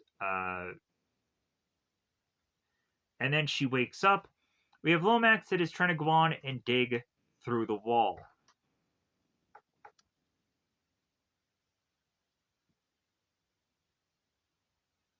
The professor and Marsh think that there's a possibility that maybe they can get through the hallway and try to escape through that. That maybe there could be some way they get through the hallway. They maybe find a door. Maybe they'll figure out a way to just kind of escape all of this, and maybe they could break some window, escape, call for help.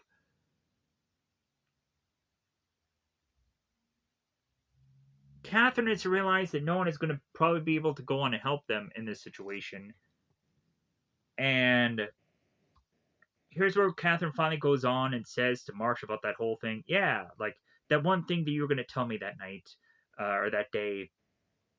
And you said that it didn't really matter now, but it does. It really does. It's the only thing that does matter, and the two of them kiss and embrace. So, Caller is giving a good old mirror look. Just like, yeah, give me some of that delicious mirror. And we would go on to have the pastor who is reading a passage from his Bible. I'm not going to go on and repeat what exactly this passage is, but he's reading. Caller is going on and again giving a good old look at that mirror, like, I'm too sexy for this bandage. Too sexy for my shirt. Too sexy, it hurts. Da-da-da-da-da. So Walter is to go on and be looking at Helen, who is to be certain to look a little bit more meaty, and I'm not looking about in the attractive sense of any kind of a meaty gal. No, I'm saying she's looking very disgusting. Sadly enough, she's not wearing makeup. Some girls just don't look good without a good amount of blush, right? Stupid joke received. Anyways, so we come to find that a window is to be filled with ants. Isn't that cool? They're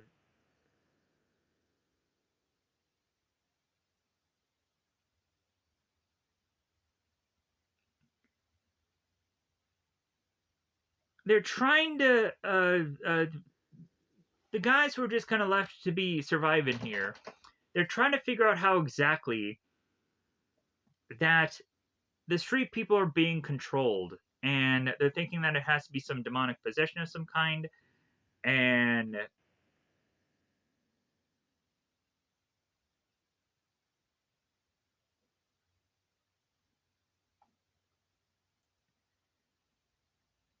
they kind of don't really understand why exactly they as people are to go on and actually be needed, because all they really need is just one person that is to be able to open a doorway to deliver what is to be the father, the devil's father, and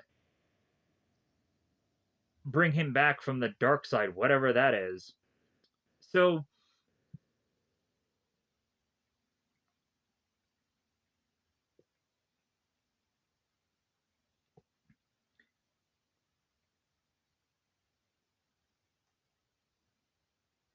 we have Professor Howard that goes on and talks about a volume of liquid. Uh,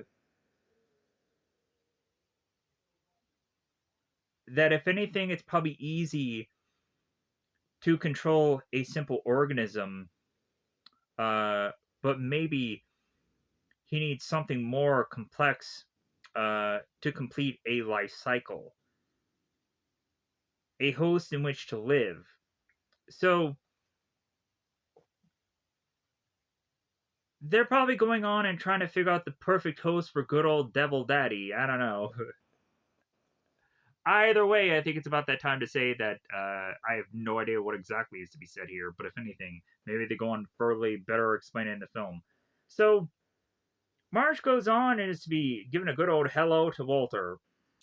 Uh, oh, yeah, so they do call her Kelly. So maybe I'd gotten this name wrong all along.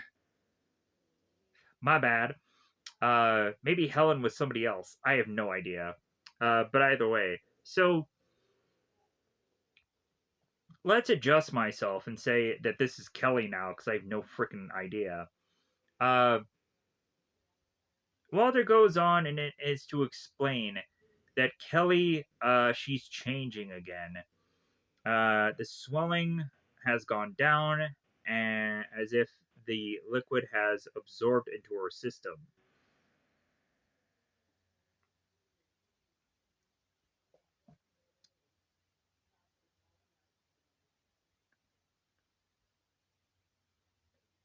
And tissue of her body has started to change, as well as her face. It seems that there is bone structure and all kinds of things just changing here. So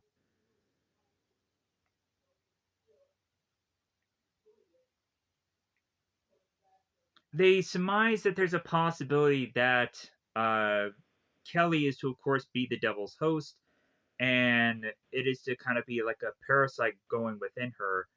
Uh, that could be some kind of gestation period.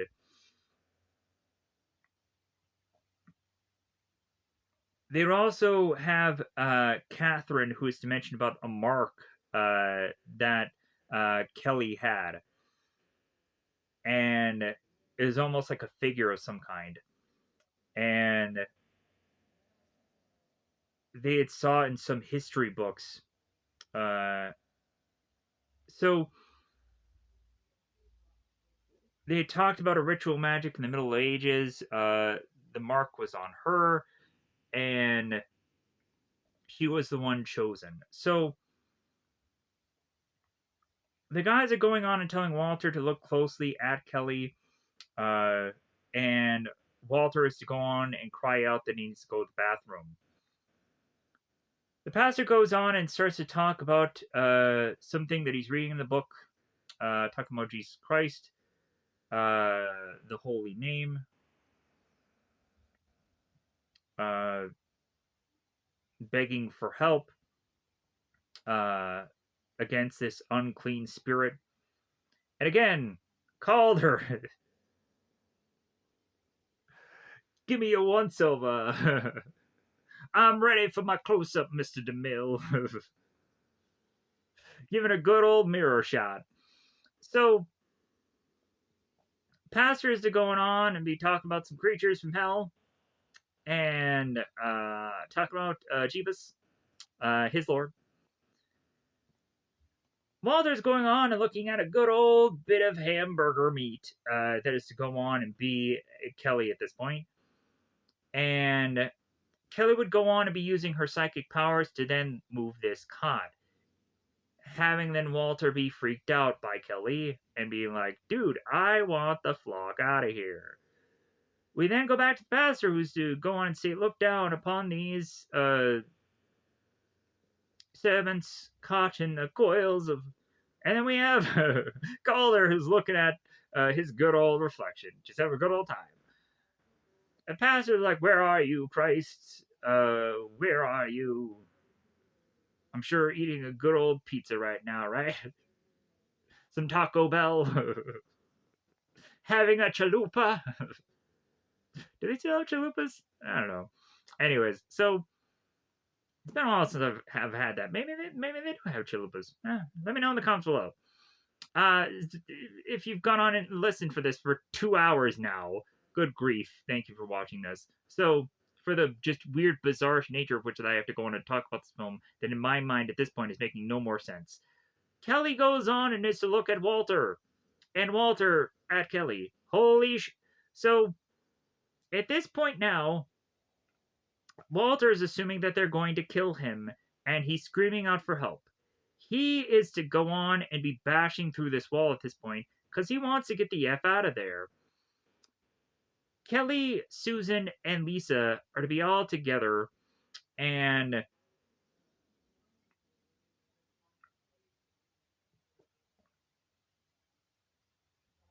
Walter is bashing through this wall at this point. So I'm trying to figure out what the heck is going on here. So here is where, since Walter is trying to escape through this door, that Lisa and Susan are trying to make their way through the door as Kelly had gone on to use her psychic abilities to kind of break down the door, but not to where it can easily be opened. So Lisa and Susan are kind of thrusting their way in.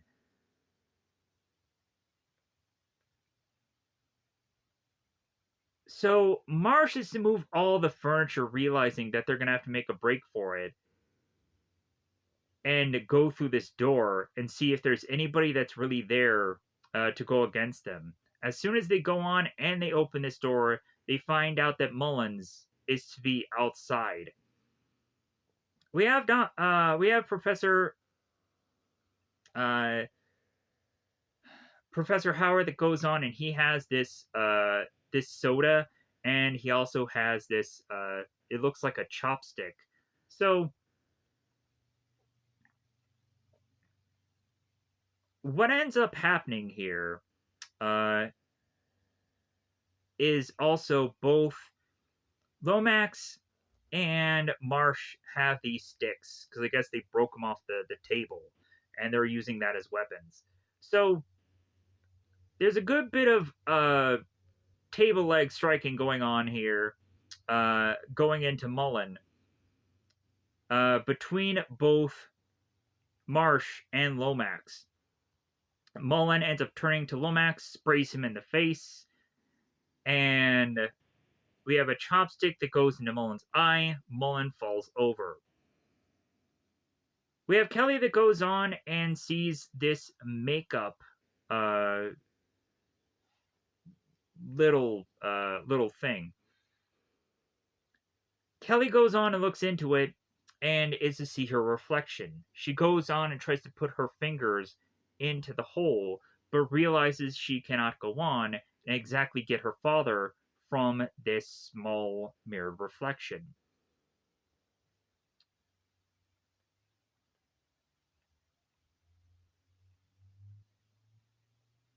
Marsh goes on and starts to make his way through the hallway to see a seemingly saddened and almost crying Dr. Paul here. We have Marsh dodging Dr. Paul's bit of ooze that is becoming flying out of his mouth, and Marsh ends up taking Dr. Paul out with the table leg. Here is where finally It seems that there is to have Walter finally being able to make it from one closet to then where the rest of the people are. So they grab him, they drag him out, and it seems that there is both Susan and Lisa that are kind of latching on here. So as they go on and they free Walter here, they also kind of have to deal with the girls. And oddly enough, as Kelly's to look at the mirror, she sees it glow. And there is light just kind of coming on her face. It's very weird. So Marsh ends up going on to notice that Kelly is looking at this mirror, and he ends up going on to break it. To then go on and have Kelly, who notices Calder is at this mirror, and so she heads there as well.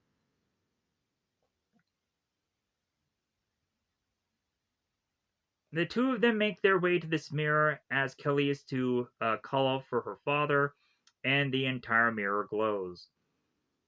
The pastor's to look on as Kelly is to see this mirror glow,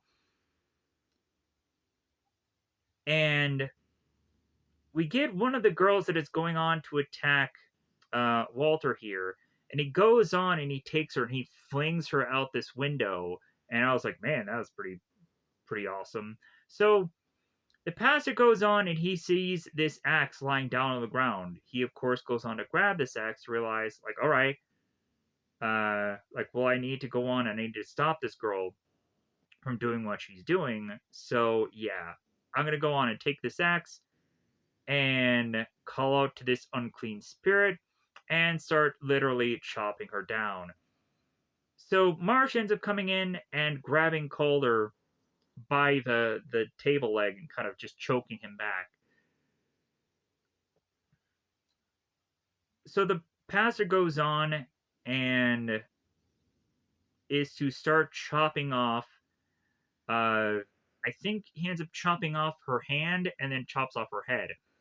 Kelly goes on, just takes these things and just puts them right back on her body, like, you did nothing. Both Marsh and both Calder are fighting in the hallway. Yeah, things aren't really going all that well, sadly enough.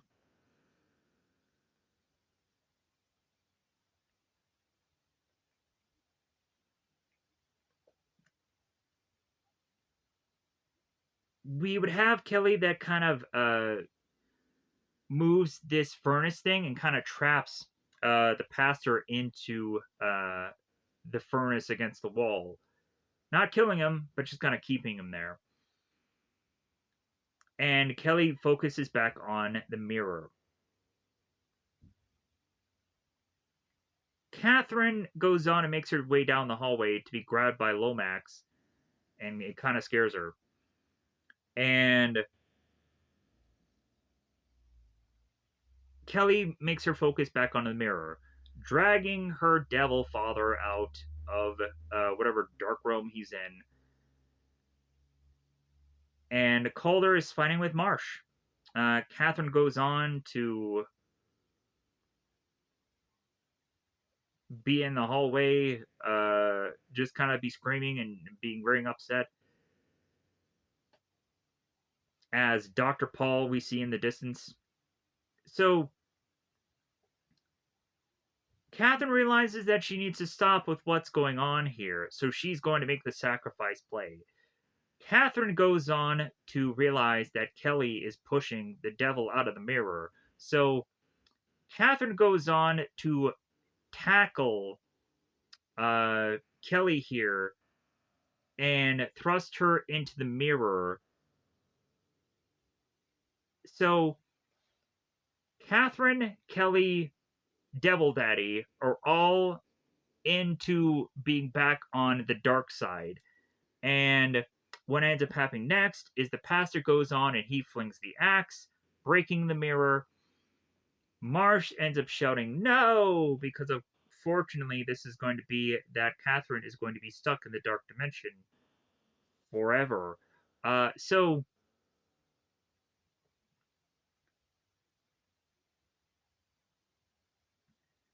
after that, we would come to find whoever was to have gone on and be infected is to be leaking out fog out of their faces. I don't know why, but they are. So we'd find out that all of everybody uh, wants the devil and devil's father is to be back in their realm. That all this has dissipated and stopped. That everybody who was dead is now dead now. So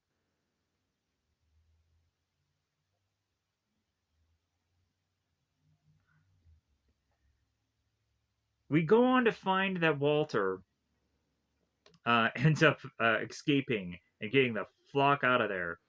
But then, weirdly, the following morning, we see him with the police, and he has this towel draped over him, like he's been through some shit. And the pastor goes on, and he talks to Professor Howard and says, "Hey, we stopped it. We stopped it here. Through the grace of God, it stopped. Uh,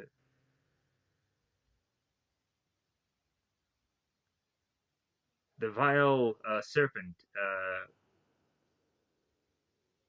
will not have happened." So Marsh goes on and he's looking at the mirror, still realizing that it's broken. There's nothing he can do to get Catherine back, sadly enough. So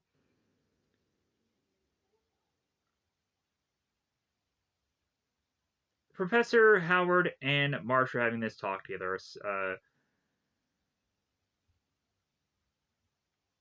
stating that the reason why the seemingly possessed people could not live after uh, the devil and the devil's father made their way back to the other side was simply because uh, the the people who had gone on and gotten possessed could not live without the devil being there with them, which was really just in the beginning of the movie. It was to just be the jar of ooze, and then it was to actually just be Kelly. So ultimately, yeah, like it ended up just being logically that once you cut off the head, the rest of the body just doesn't work. So that's kind of what they're surmising here. So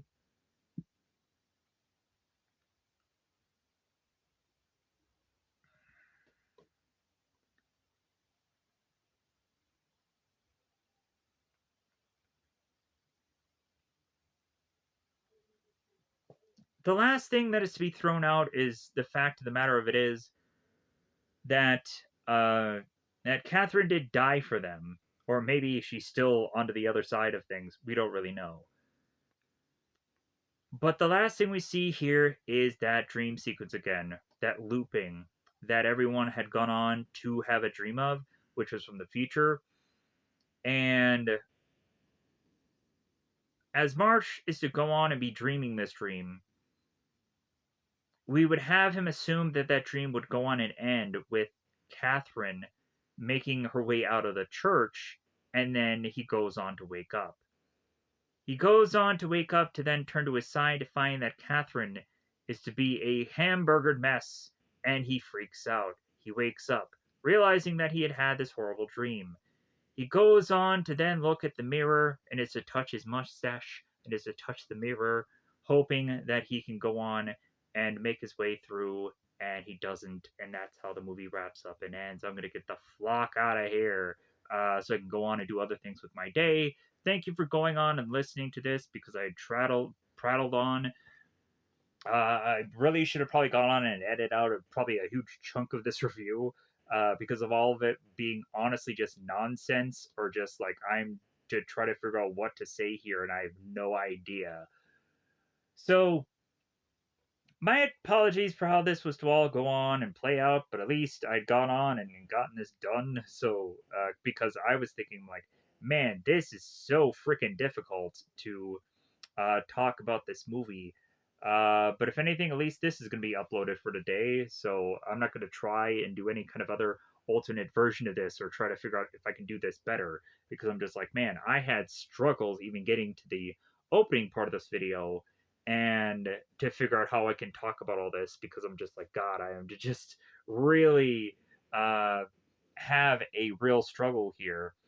And then I may turn around and just have nobody have any real true interest in a project like this, which will just be just like very heartbreaking that I spent so much time on this. But I hope that at some point I will find just some movie or some show that people will give a about. I honestly was to kind of debate whether even to do this review or not, simply because I also had other things going on that will take up a lot of my time, as well as also just kind of being worried how much really true energy I'm going to actually have within my day.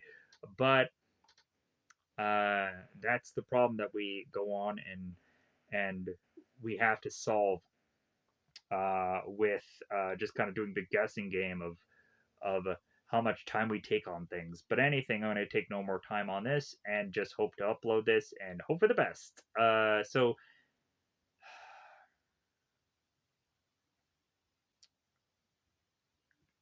I am to just go on and just be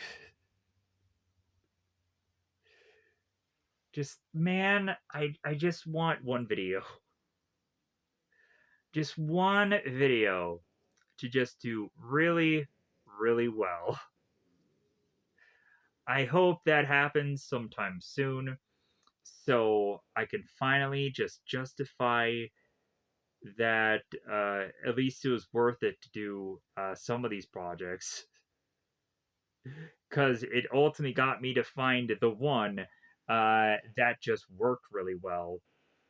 It has been such a long gap of time since starting this channel and knowing where I was going to go in the start of this, and then turning around now and just being like, I am just flipping a coin every day and hoping that these projects will still matter to people, or hoping that anything that I talk about will matter to people, as it seems to be very much a watch and wait to see if this is going to be a video that people are going to click into or not, even though it might be for like 3 seconds or 20 seconds or whatever.